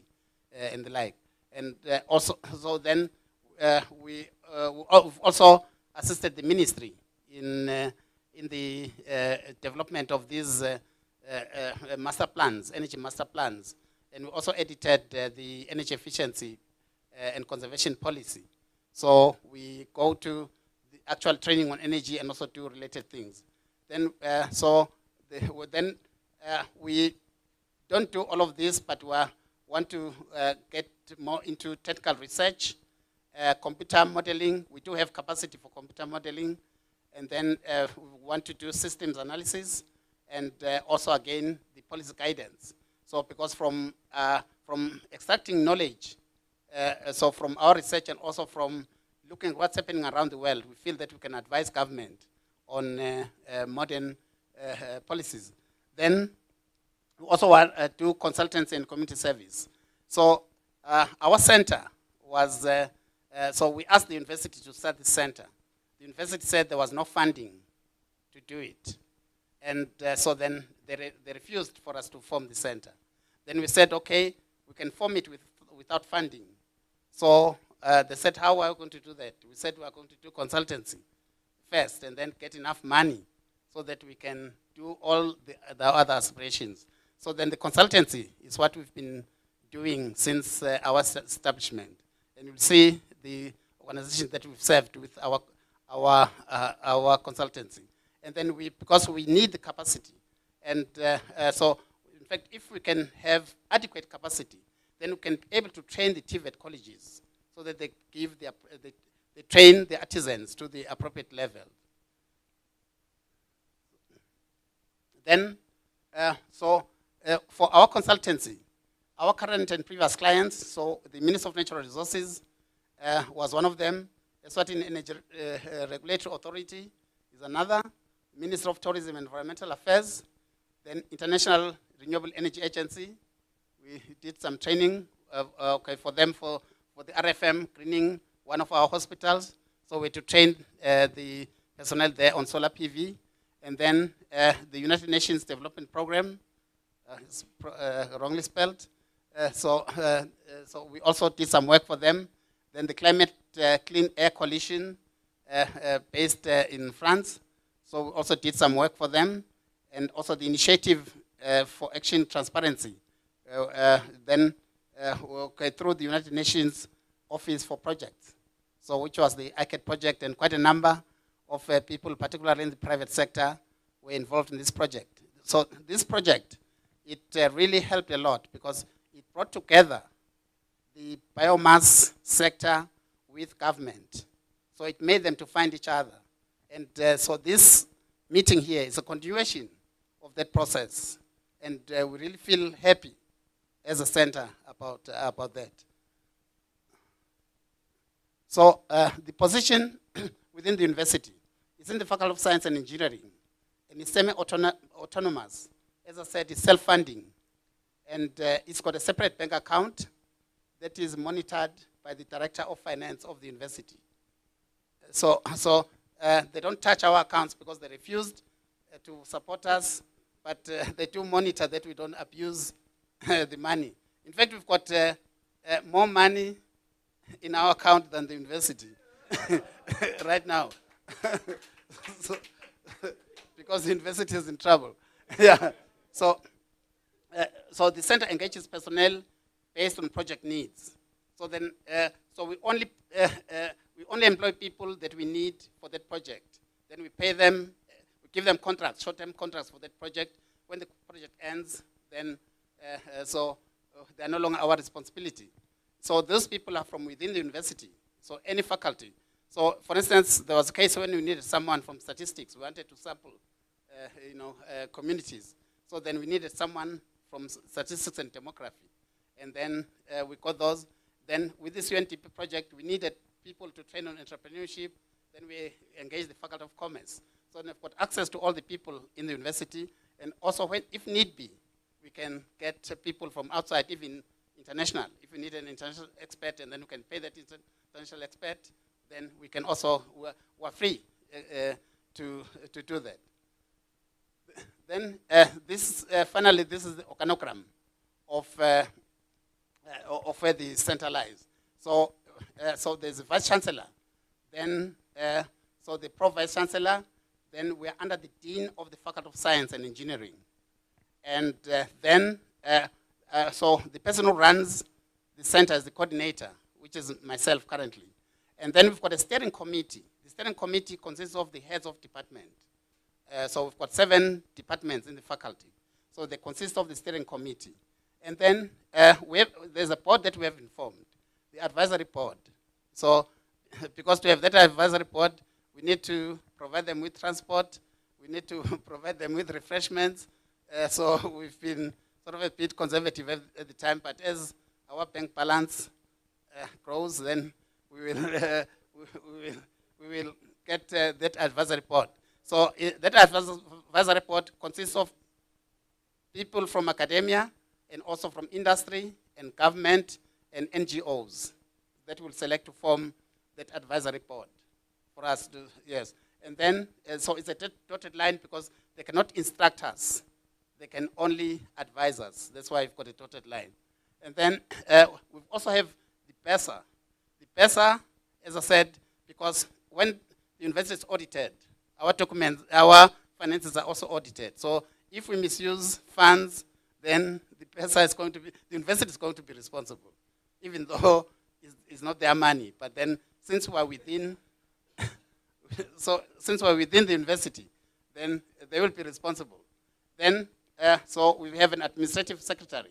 Then below that, we've got the research teams and then project teams. So according to how many projects that we can have, then we can have a project leader for each of these projects, and also on the research, then we also can have team leaders for the research. So our center is growing, but it's not growing fast enough in order to serve the community. UNDP is going to get us some equipment, so to train this first cohort of people that we're going to have. So, which is some assistance. And then we hope that if this pilot is successful, they will probably provide more equipment so that we can increase our training and then again address, as I said, the TVET colleges. Thank you very much.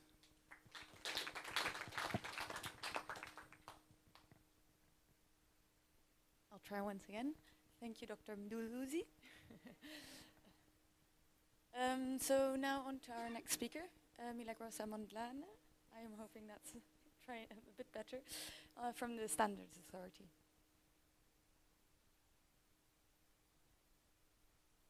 Thank you very much, Shirley. A very good afternoon, ladies and gentlemen. All protocols observed. My name is Milagrosa Mondlane. I come from the Standards Authority of Eswatini. I come from the unit that is responsible for standards development and training on standards. So I'm sure we all know, or some perceive us as an authority. I know the name gives us away, Eswatini Standards Authority, and every time we go out, people think we have authority, but I need to clear, we are not an authority, we are not a regulator.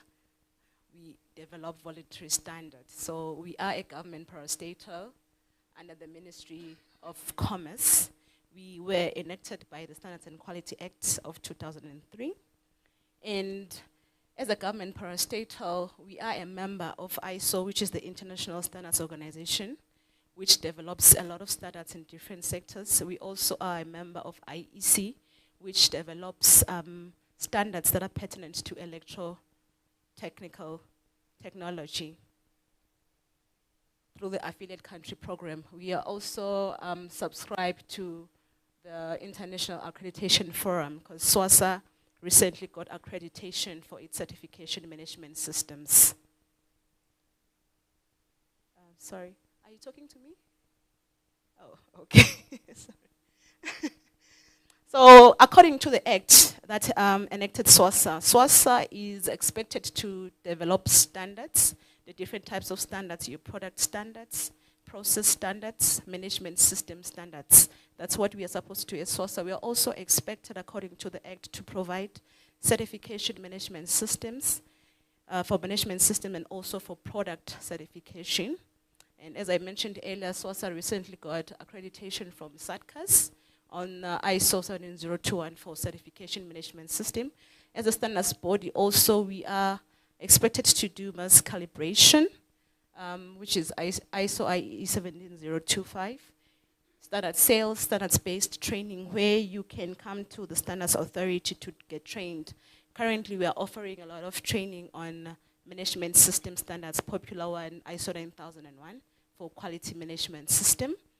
And environmental management system, there are a lot of standards that we train on as a standards body. And now to also in line with climate change, we will be training on energy management system standards. So we are also the inquiry point for WTO. In the event that the industry wants to import or export any products, they need to know what standards are available in that particular country, what legislation in there. So from the inquiry point WTO, we have that information. You can be able to tell you that in this country, these are the standards that have been put in place with regards to that particular product or service.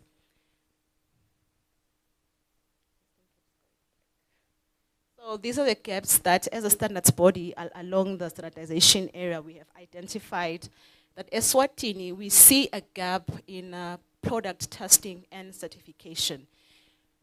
Yes, currently we don't have any competent laboratory technicians that will be able to test these products, Because as we are moving into green energy, we are seeing an influx of renewable energy products into the country. But what also we are noticing from the Competition Commission, there are complaints that some of these products are substandard. They are working for a short time. Now, who is going to check for that in the country? Currently, we don't have that expertise. Technical experts to inspect. As a country, we don't have any accredited laboratory to do any test on these renewable energy products that are coming through. We need experts to do that. We need experts to inspect these products because we cannot afford currently to have a lab to do that. But what we can do is make use of the conformity assessment systems that are available through the IEC program that says for a product to come through, we need to do verification of conformity of those products before they come into the country. Because if we are not careful, soon we will be having a problem of substandard goods that are being dumped into the country, and we'll be having a problem of waste. And we won't know what to do with that waste. As we are trying to solve another problem, we are creating another problem through substandard renewable energy products. So we also need, we've got a lack of technical experts to provide audit services. There is a standard called ISO 5001, which is an energy management system. One of the requirements, it says that organizations need to be able to assess their energy use, energy consumption, and performance in the different organizations. But currently in the country, we don't have anyone that we can confidently say we have an expert who can be doing that to help the industry, to make sure that they know how much power they are using, the consumption. We don't have that. So that's a gap that we are seeing as a standards body. And also another gap we have is in the production. Eswatini, we are just receiving. There's no production going on in regards to the renewable energy sector. And we would like to see more of that. As Mangaliso and Dr. Matunja has touched on, we need more capacity on TVET. We need to see more causes that are going to spite innovation on our youth to develop, to come up with products that are energy efficient, products that are going to be tested according to standards, products that are going to be sold internationally from Eswatini, and they will be meeting standards because a standard allows us to get repetitive results. It can be accepted anyway if we're using the same standard. So we are seeing that lack, and we are seeing also, because from the complaints, when we're interviewing the consumers after they've bought some of the panels, they'll be like, we don't even trust if these technicians we have in the country are competent. So now then they're doubting if this solar, can we trust it, is it worthy? Because we don't know if they can install. If they can install, can they maintain? If there's a breakdown, what do I do? So we have a challenge. So we really do need to have more committed professionals in manufacturing, installing, servicing, and definitely disposal, because we must consider the life cycle of the product. Because now it's like we're concerned about procuring, but what will happen afterwards? We need to be also concerned about that as well. And the last one, definitely, standards bodies, for them to develop standards, they need experts. Like SWASA, we need experts in Eswatini. And the experts, yes, they're there, but they're not enough. We need more experts, because that then makes Eswatini to just be adopting standards, you know, and we need to be developing our own standards that are going to be suitable for our local context in Eswatini, considering the economic strata, the culture, everything. So we need more of that. We need exposure to the international standardization in the sector. We need exposure to that. So now our way forward from the standards body, we are saying, or we want to encourage that the training institutions, they need to incorporate the use of standards early. They graduate without knowing the standards. Then they now come to us, I'm like, how, you've graduated for how long? You don't even know what a standard is. So now it's to really encourage Dr. Matunja, as you are revising your curriculum, please make sure you are incorporating the standards, because standards are there, and the standards are there to help the industry to transition into this green energy. We need standards to do that. I keep on pressing, apologies, colleagues. So the last 2 points, definitely the capacity in having energy experts and having energy auditors in Eswatini. We need more We need people that we can relatively confidently say that we have an energy auditor for Eswatini to assist the private sector in knowing how much energy are they using, and definitely expose the standards in making sure that we are developing standards that are going to be compatible with what's happening in our Eswatini. Thank you very much. Thank you for the emphasis on understanding the importance of standards and the understanding of how these are composed, let's say. So now going to Edgar Dlamini. Can you maybe say a few words on your work on skills in Eswatini? Thank you very much. My name is Edgar Dlamini. I'm with the Renewable Energy Association in Swaziland, in Eswatini. I will start by saying we are a very old organization.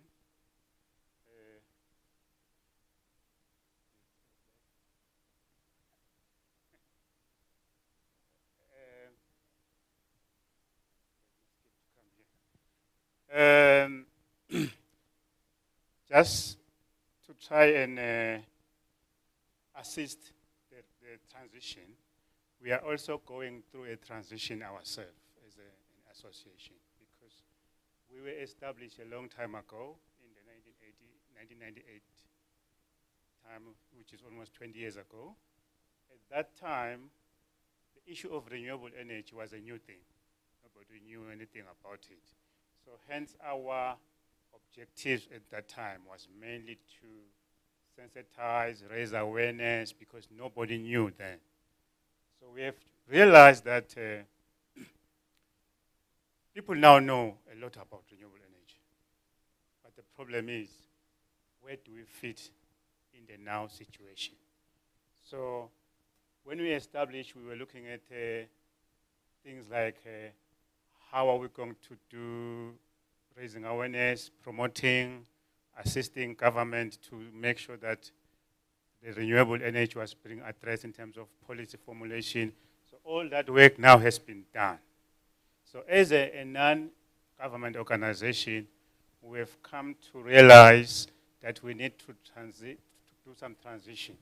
So what we have done, we have gone through and analyzed the changes that have gone through. Because we are in the energy side, what we have done, we have looked at the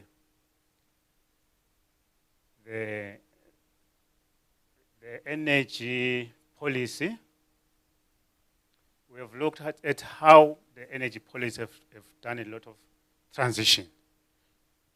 If you all know, the way this all started was the restructuring of the electricity industry some time ago, which gave birth to what we call now AEC, and also what we've called ISERA.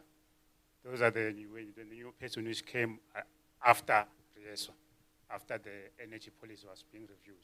So all these changes have been happening, which now we have come to a point whereby, as an NGO which is in the renewable energy, we are happy to say now we can relate ourselves mostly under the rural electrification, or in terms of the systems to enable the renewable energy to be implemented. So that is where we want now to market ourselves. That is where we want to develop our services, which we want to provide to all the different bodies in the government and private sector, and assist all the private bodies to implement their services. And that is how we will then find a way to end our funding processes. Like the university are saying, they're looking at training and all the like. We are looking at assisting you to implement your let me just make an example of SWASA. SWASA is more on the standard side. We're looking to make ourselves available to SWASA and say to SWASA, how can we assist you, SWASA, to implement your standards? And we will do the program, assist you in terms of marketing your services to all the clients on the renewable energy side, making sure that everything is followed according to the standard that they're setting. So that is how we will want to bring ourselves as a service provider in the whole game. So as all was the restructuring of the ESI, so we're finding ourselves more now, more applicable in the renewable energy side, but under the rural electrification and addressing all those needs. So we're looking at working with government on the rural electrification side and see how we can assist, since now renewable energy is becoming the main renewable, the main source of the rural electrification. So we are looking to working with government on that side. Yes. According to the energy policy, there's supposed to be a rural electrification agency, which is creating a gap there. So we will be trying to market ourselves to government to see how we can assist government to implement the rural electrification. Mainly now that we're on the renewable energy side, looking at the mini grids, the solar. So we will try and revisit all those things and assist government on that. And then also on in terms of funding, what we would like to market ourselves to the bodies like EU and UNDP and the European Union is that I know sometimes pushing funds through government is another challenge in terms of processes. RESWA is here as an NGO. We are ready to assist those processes as to how to get things done from an NGO point of view. And that is how we were trying to assist the funding component of the rural electrification and the renewable processes, while we also maintain our original objective as an association. We might be looking at also changing the way we would like to approach the fundraising for ourselves, because now we need to be selling ourselves as an organization for services. And then also, that is how we'll be working with most of the government bodies like SWASA, like SERA, and all the like, to see how we can assist them in their implementation of their related programs in terms of renewable energy and rural electrification is concerned.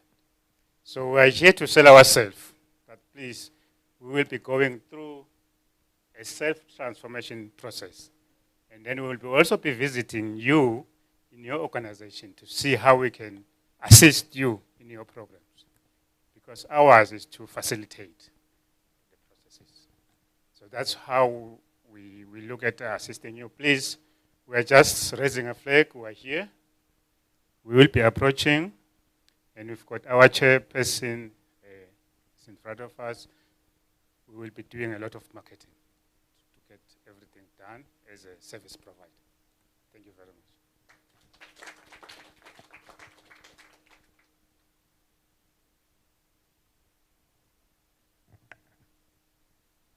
Thank you for raising the importance of collaboration as well in this field. Gary Wiltshire, on your work on skills and your passion on it. Thank you very much.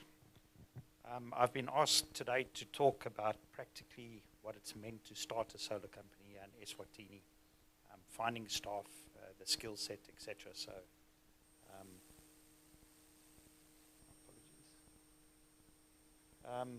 Logos Industries, founded in 2003 in Mozambique.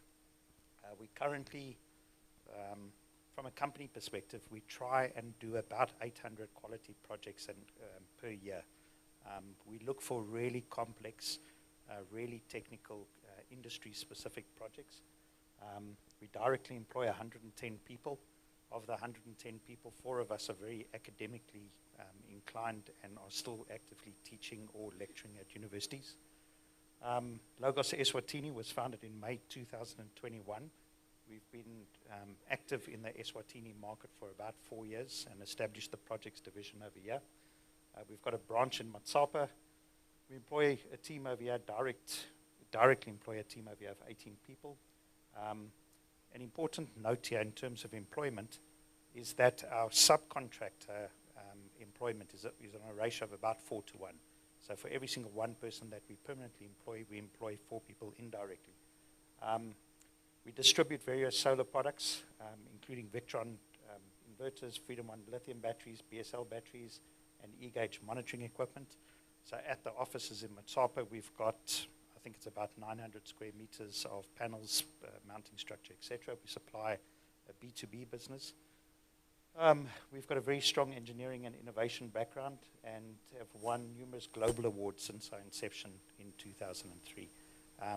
So in a nutshell, we distribute products and we really look for cool, difficult projects that nobody wants to touch. So that's. I'm so happy when you spoke about standards. I smiled to my colleagues over there. So this is, let's call it the mothership or the big competitive advantage. We've got energy monitoring equipment.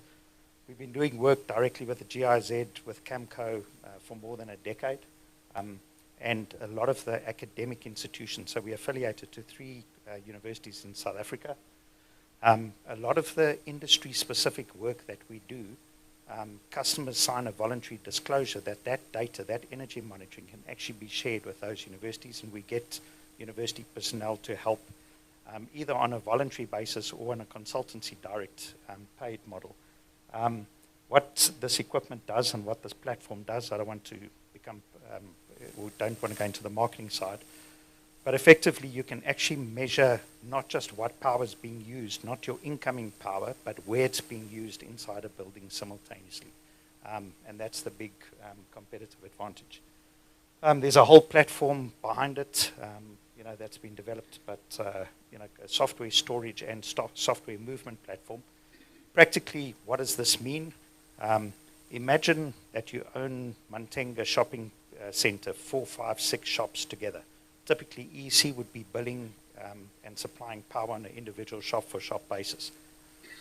What we've seen in the South African market, and not just South Africa, but let's take South Africa as an example, is that with load shedding, EC, or in that case Eskom, is not always there to provide power. Now, if you own that shopping center, you've got to come up with a solution. So let's say that individual shop owners, you can't have 6 or 7 individual generators running. You can sometimes, those that have visited Nigeria as an example. But it becomes very noisy. It's like going to an orchestra and having generators at different pitches working. So often the shop owners would go to the property owner and say, right, we want a generator. And then there's this debacle about who pays for the generator, who pays for the power used. And that platform allows you then to measure separately and to charge clients differently for generator power from generator or power from EC if you've got then a bulk input. You can go further. You can then put solar with battery and then charge power used from the battery generated by solar power also separately. So it effectively creates a platform that can do anything. We've recently introduced this to the private sector. We do it directly, but we provide it to any single business or solar EPC company. Our commitment to green energy, we've got a very strong link with the academic institutions. So a lot of what we do, we try and give that data through to the research and development. As an example, macadamia nut industry at the moment we're very involved with, right from farm all the way through to processing. We're involved with numerous NGOs and development agencies. We implement projects across multiple countries, 7 at the moment in Africa. We're involved with various teaching initiatives. History of GIZ, say for argument's sake, in Mozambique with 2 different teaching organizations. And we've got the strong in-house innovation and engineering division.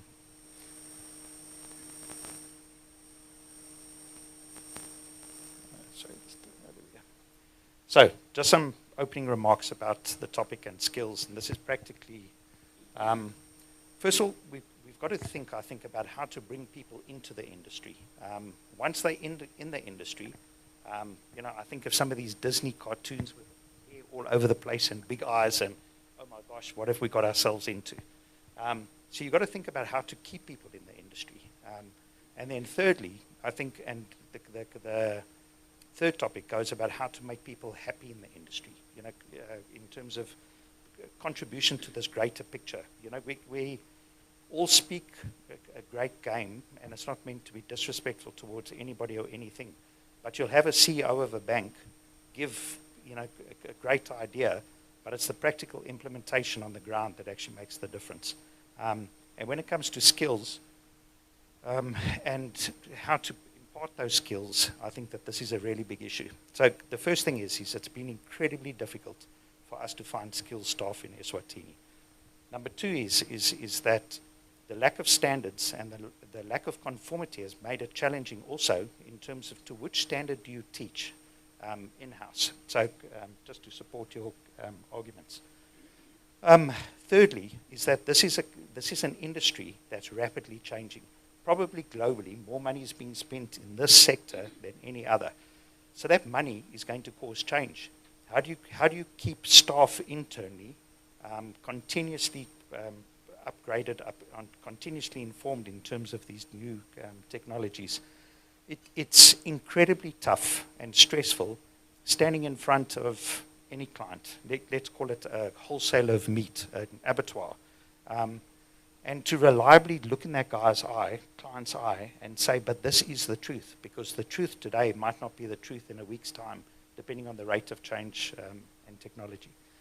Then, I just want to see, I think I've, from a further employment perspective, I would estimate that our direct staff complement would probably double in the next 12 months.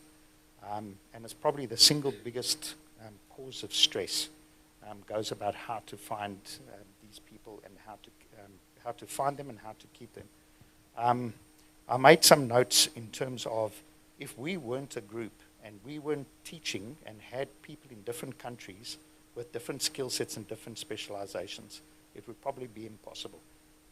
So one of the things in terms of the Renewable Energy Association, I think that we can actually all be part of is how to share these skills across this industry is so massive that there's place for everybody. So I see it as a bigger issue in terms of creating that broader based skill set. And then complex problem solving, having that ability to be able to take a problem to an association or to a group or part of a greater cooperative group in terms of problem solving. That's it. Thank you very much.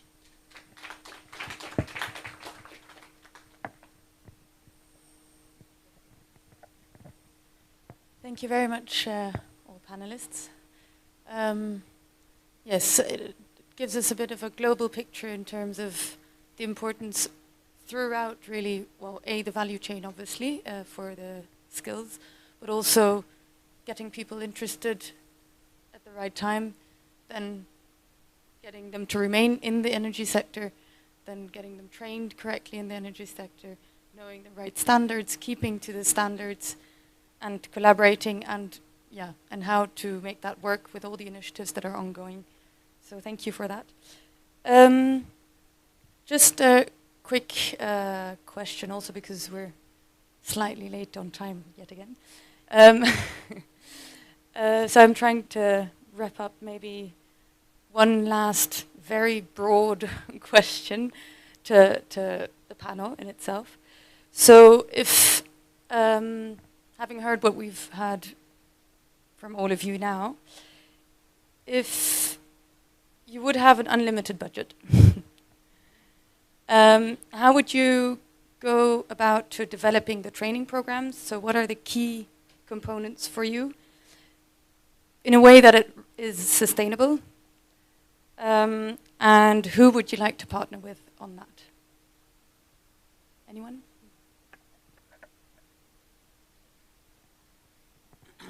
Thank you. Obviously, partner with the TVET public institutions and some of the private institutions as well.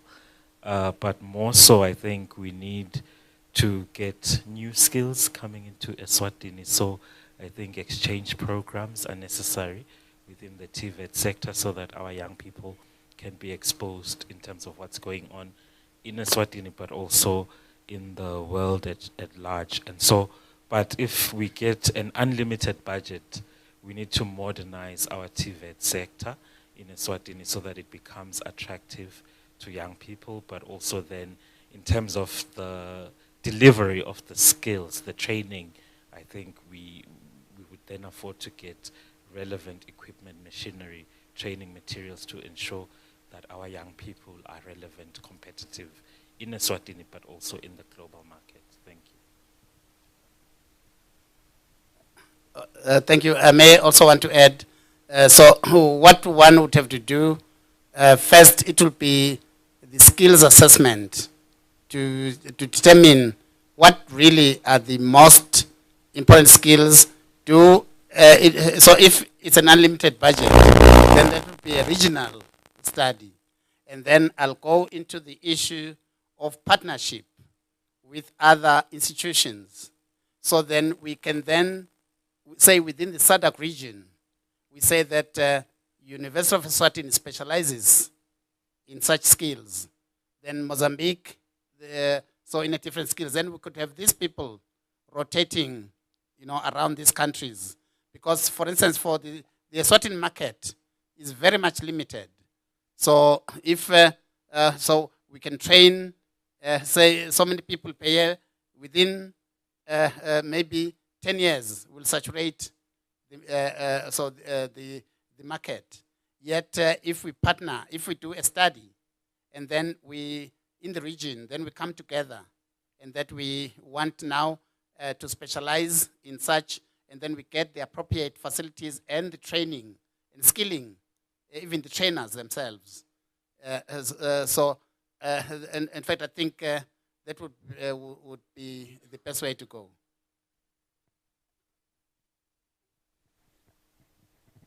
On our side, what we will do, we'll partner with the Ministry of Education, especially the, what we call ISHEC, the higher education.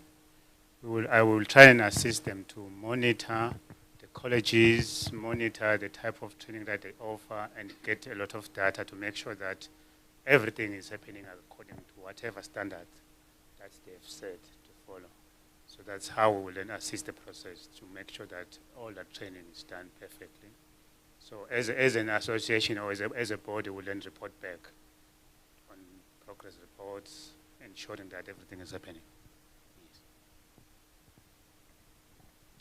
Yes, as my colleagues have rightly put it, a lot of collaboration will be definitely necessary for the standards body, because as a standards body, what we would like to see also the increase in trade. We want to see more of our products leaving Eswatini. Now everything is coming to Eswatini, and with the right standards, Eswatini will be able to produce products in the renewable energy sector. So definitely standards are there, they just need to be put in place.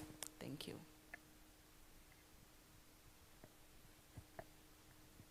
Okay, just to close this round, just to say that as we'll be focusing on skills development and TVET, we will engage with all these stakeholders and to achieve everything that was said here, but with our limited budget. So, okay, thanks.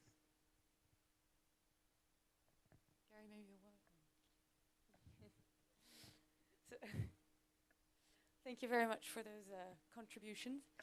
I was just also, if I may, if I have a second, wondering myself as well, I mean, clearly this is all about collaborating, as you say, very, very important. The tertiary, if you like, tertiary education being extremely important, and then the implementation, of course.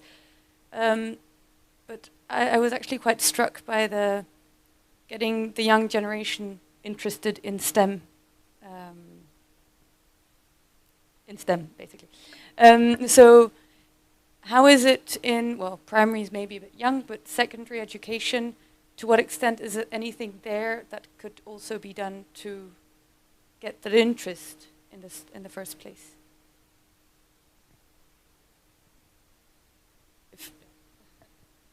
Okay, I think it's you find that when it comes to career guidance at high school level, we need to up our game there. But I think it starts at primary school at home, in terms of grooming young people and exposing them to what the world has to offer. You find that young people are limited in terms of their choices based on what they see at home, and so we need to ensure that young people get the opportunities to get the exposure just so they can see what's really out there. And then when it comes to channeling them to STEM fields, you find that this is a very expensive sort of endeavor, because you need the computers in school, you need the various equipments so that young people can engage in the different fields of mathematics, science, engineering, etc. But at the end of the day, you find that we work under limited resources, and so it becomes a challenge to implement something that can really be attractive to young people, especially in rural Eswatini, where you find a bulk of the population. So I think we need resources more than anything. Career guidance, exposure, but as well, once they're interested in the field, make sure that our schools have the right infrastructure to provide the necessary training. To add just one thing, is that government has enough money to put one solar panel in every school. So to charge a cell phone or something like that, and then even better to charge laptops and the like. I think government does have enough money if they set their priorities correctly to have these technologies in the schools.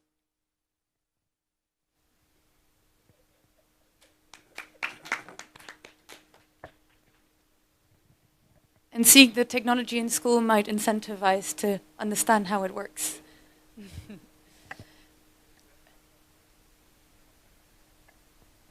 As we have said that we have realized that the rural electrification now is more on the renewable. It will be more on the mini grids. So we would like to partner with the Minister of Education on that side to see how to promote all that rural electrification, which is now renewable, even putting it in their syllabus and things like that. And the children must see, the contractor must not just come and construct and go. Maybe we look at things like they must involve maybe the local community or the students or whatever. So it be part of the promotional side of things so that the students get involved early in life. That's it. Thank you. Any pressing questions maybe still from the... One pressing question, and then we'll finalize.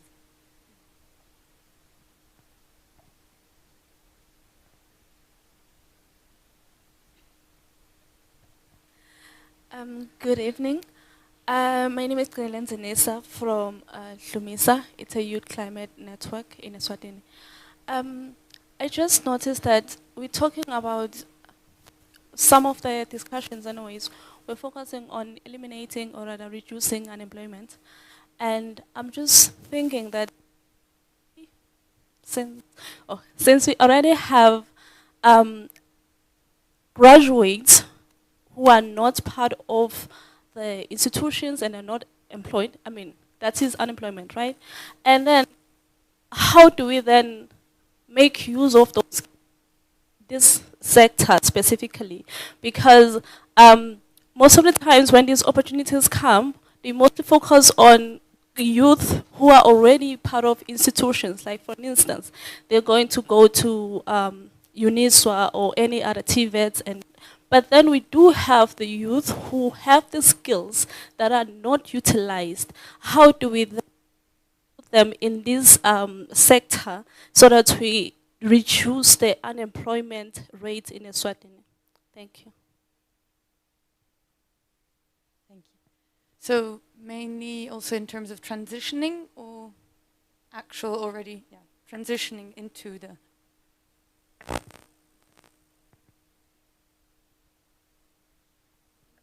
Anyone?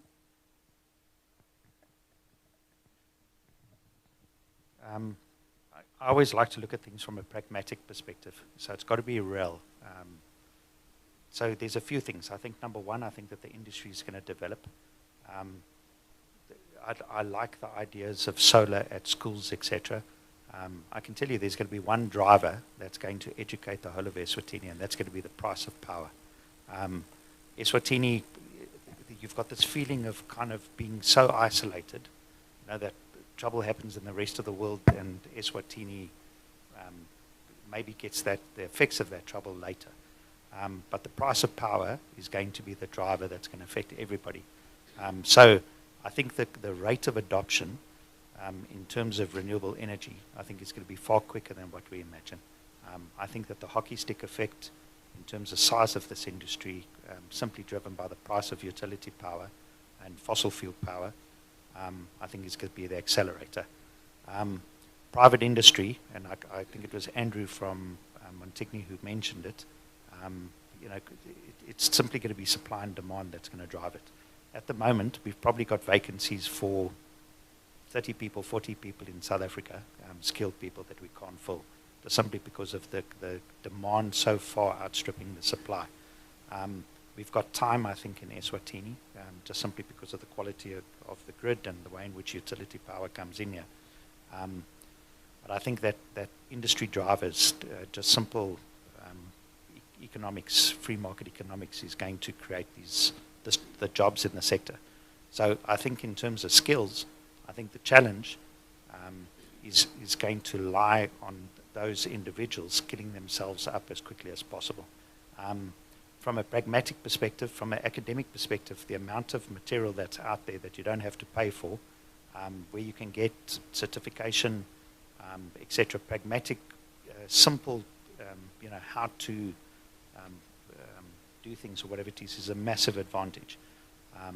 But I think that you're going to find private industry competing amongst themselves with pragmatic approaches about how to quickly upskill 30 installers or 40 installers or whatever.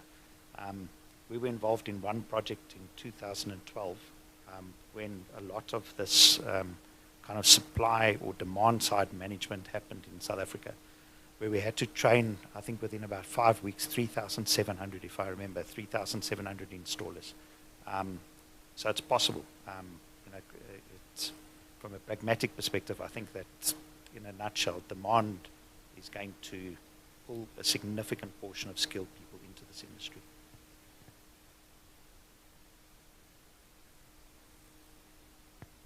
Thank you for that. So yes, indeed, not only teaching them from scratch, but helping them transition from their already existing skills into adapted skills that are needed now. So thank you very much, everyone. I think this session is therefore closed, and we're going to the closing now. Thank you so much, presenters. Thank you so much, moderator. Can we give them a round of applause? And once again, thank you for your patience. You've been so good. Your being here has demonstrated some commitment. It shows that indeed we shall ensure that we make this transition to the green energy. We've learned a lot. I believe I'm not the one that has learned a lot in this session. We've shared information, and I believe that we shall continue to work together. This is not the end of this journey that we have just started. We shall continue. I believe we shall have more meetings of this nature. I believe at one point we'll even come back to mention as to what is it that we have done since we had this kind of a meeting.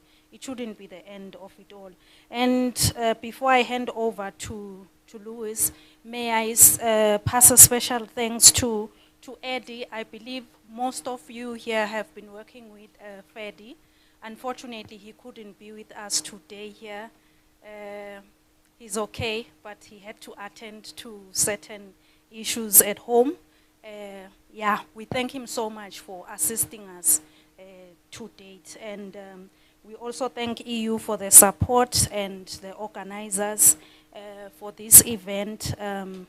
GIZ, we thank ARE and everyone that has been here today. Can you give yourself a round of applause? You did so very well. Thank you so much from my side, and thank you for being patient with me as your program director. Yeah, I know you are tired, but we still have a few things to do.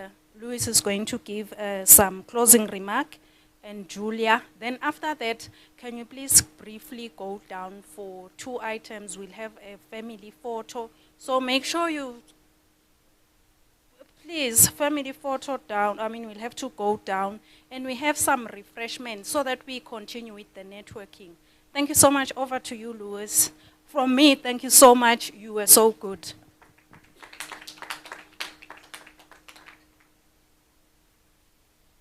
Thank you, thank you. So, Nati will not escape. He will also do some closing remarks. No, but I'm the guy funding this, so you will be. So, thank you very much. So I prepared some remarks, but I decided not to follow them. I will just go and speak through my heart. I'll take this risk. So first of all, I will also have to do a vote of thanks. There's a lot of people that I would need to thank to organize this day and a half event, starting from yesterday, the formal launch, and today, this workshop. But I will just mention one person, the person that is not here, Ferdinand Nel. He was the person who put more energy, more commitment. Most of the people here know him, so I will ask you to a round of applause to him, and hoping that he will see this, and we all thank you for this. So I will just briefly explain you the idea of this journey, of this day that me and Ferdinand put together. So the whole idea that I hope that we accomplished is to take you on a journey. So the first step of the journey was to give you the basics of what is renewable energy, what the most important stakeholders in the country are doing, not only to give you the know-how, but also for you to be aware of what institutions you have in the country and what are they doing, what is their mandate, and for you to also have a perspective of the way forward. This, we call it like the understand of the renewable energy sector. Then the second part, we wanted to create a convened section. So we had the public and private stakeholders. Not everyone can be on the table, but we hope that we manage at least somehow to have people showing their views and communicating, and to see and to create a real understanding of what is the roles and expectations from each part, so that we could create some kind of alliance between the stakeholders on how to create real power transformation in the country. Then we had another section that we need some money also to create some transformation, the invest section. So where can we find the resources to implement the energy transformation that we want to the country? Thanks, Art, really a section really moderated to the best. And thank you for coming here and supporting us in doing this. But we were thinking about it, but we want real transformation here in the country. So we want that the transformation will be beyond this project that we are having. GIZ eventually will leave the country. The program will end. Unfortunately, our programs have a beginning and an end, and limited resources, as I was saying. But to create real transformation, we have to capacitate the country, work on the skills. There is no investment, no business environment that works without the capital, human capital in the country. And it was also important for you to know all the organizations that you have in the country. That when we were doing our scoping meetings, me and Ferdinand, we would I will not mention names, but we were surprised to understand, oh, did you hear about this organization? And people say, no. And did you hear about this company? They said, no, do we have this in the country? So we also use this for you to really get to know the players that you have in the country. Believe me, there are much more than we managed to give visibility in this event. So again, be curious, let's connect, network, and find out what is available in the country for you to create real impact in this sector. So I will close these remarks with the reason we are doing this. And for you to understand the reason we are doing this, you just have to open the newspaper or read the news. The European Union today is facing the same challenges that Eswatini is facing. So we were relying on other countries, other partners for energy supply. And things turn very quickly, the reasons you know why. And now we have to accelerate our energy transformation. So even, it may be strange, but thousands and thousands and kilometers apart, different development, but we are facing the same challenges, and we really want to help our friend and partner countries to also to overcome the challenge that we are facing, and we are happy to share our expertise, also our resources for us to overcome our challenges together. So thank you very much to all. Thank you, Julia. Thank you, everyone. And this is just the first forum. So we took the initiative to do this. But believe me, we will do more things. But our ultimate goal is to create the momentum and to convene and to create the conditions that Eswatini will create this kind of events and forums independently of the partners, and we are happy to be invited for those kind of engagements and to contribute. Okay, thank you very much.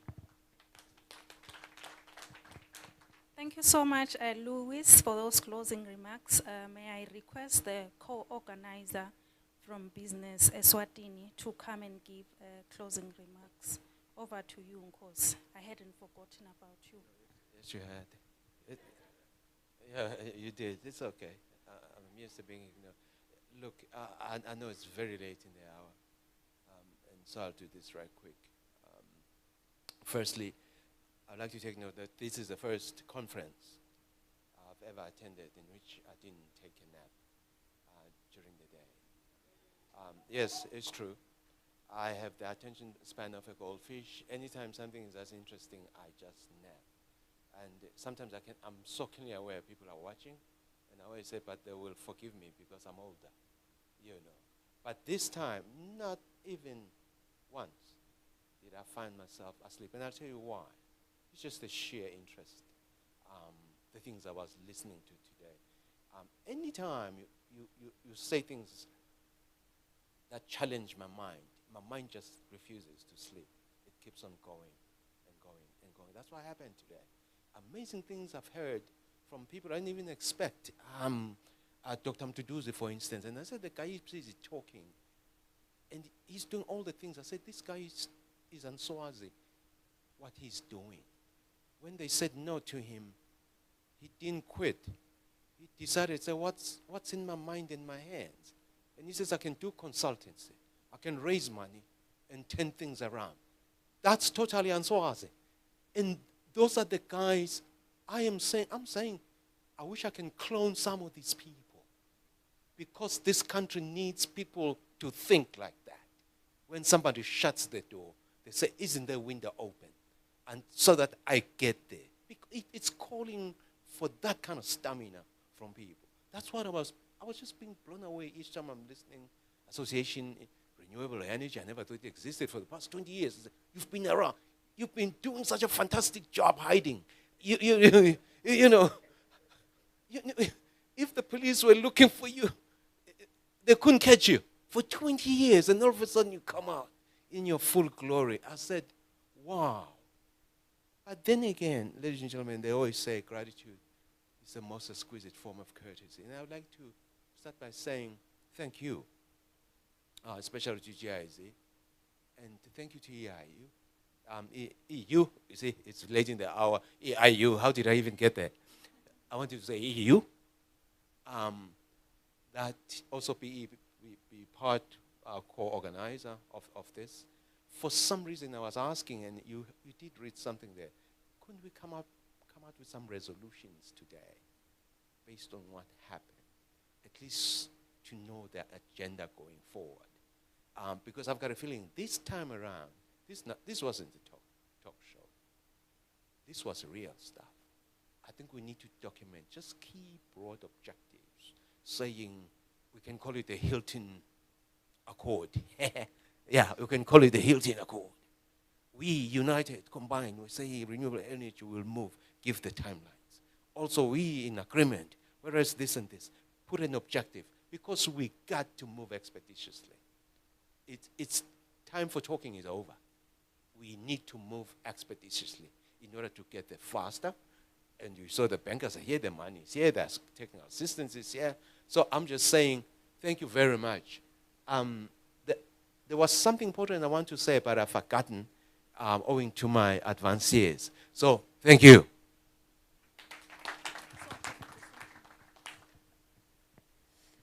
One last time. So yeah, on my end, I'll just wrap it up in as short as possible. So I was really struck by the huge interest expressed from Eswatini and all the different stakeholders in the sector. Straight from the beginning, the event was basically full, and we didn't know what was coming at us. So a huge interest, which shows, that it's the right time to do this kind of an event. So thank you to the organizers or the conceptualizers of this idea, and the co-organizers and supporters. So the EU Delegation, GET.invest, GET.transform, Business Eswatini, Rea Eswa, and also to you, Constance, as the Master of Ceremonies. Thank you very much for keeping us all going throughout the day. And so, yes, just 2 technical things. So we're not that many people anymore, so I think we should fit for a family photo here at the front. It should not take that much time. If everyone would like to come forward, and then after we can all go downstairs for a little reception. Thank you.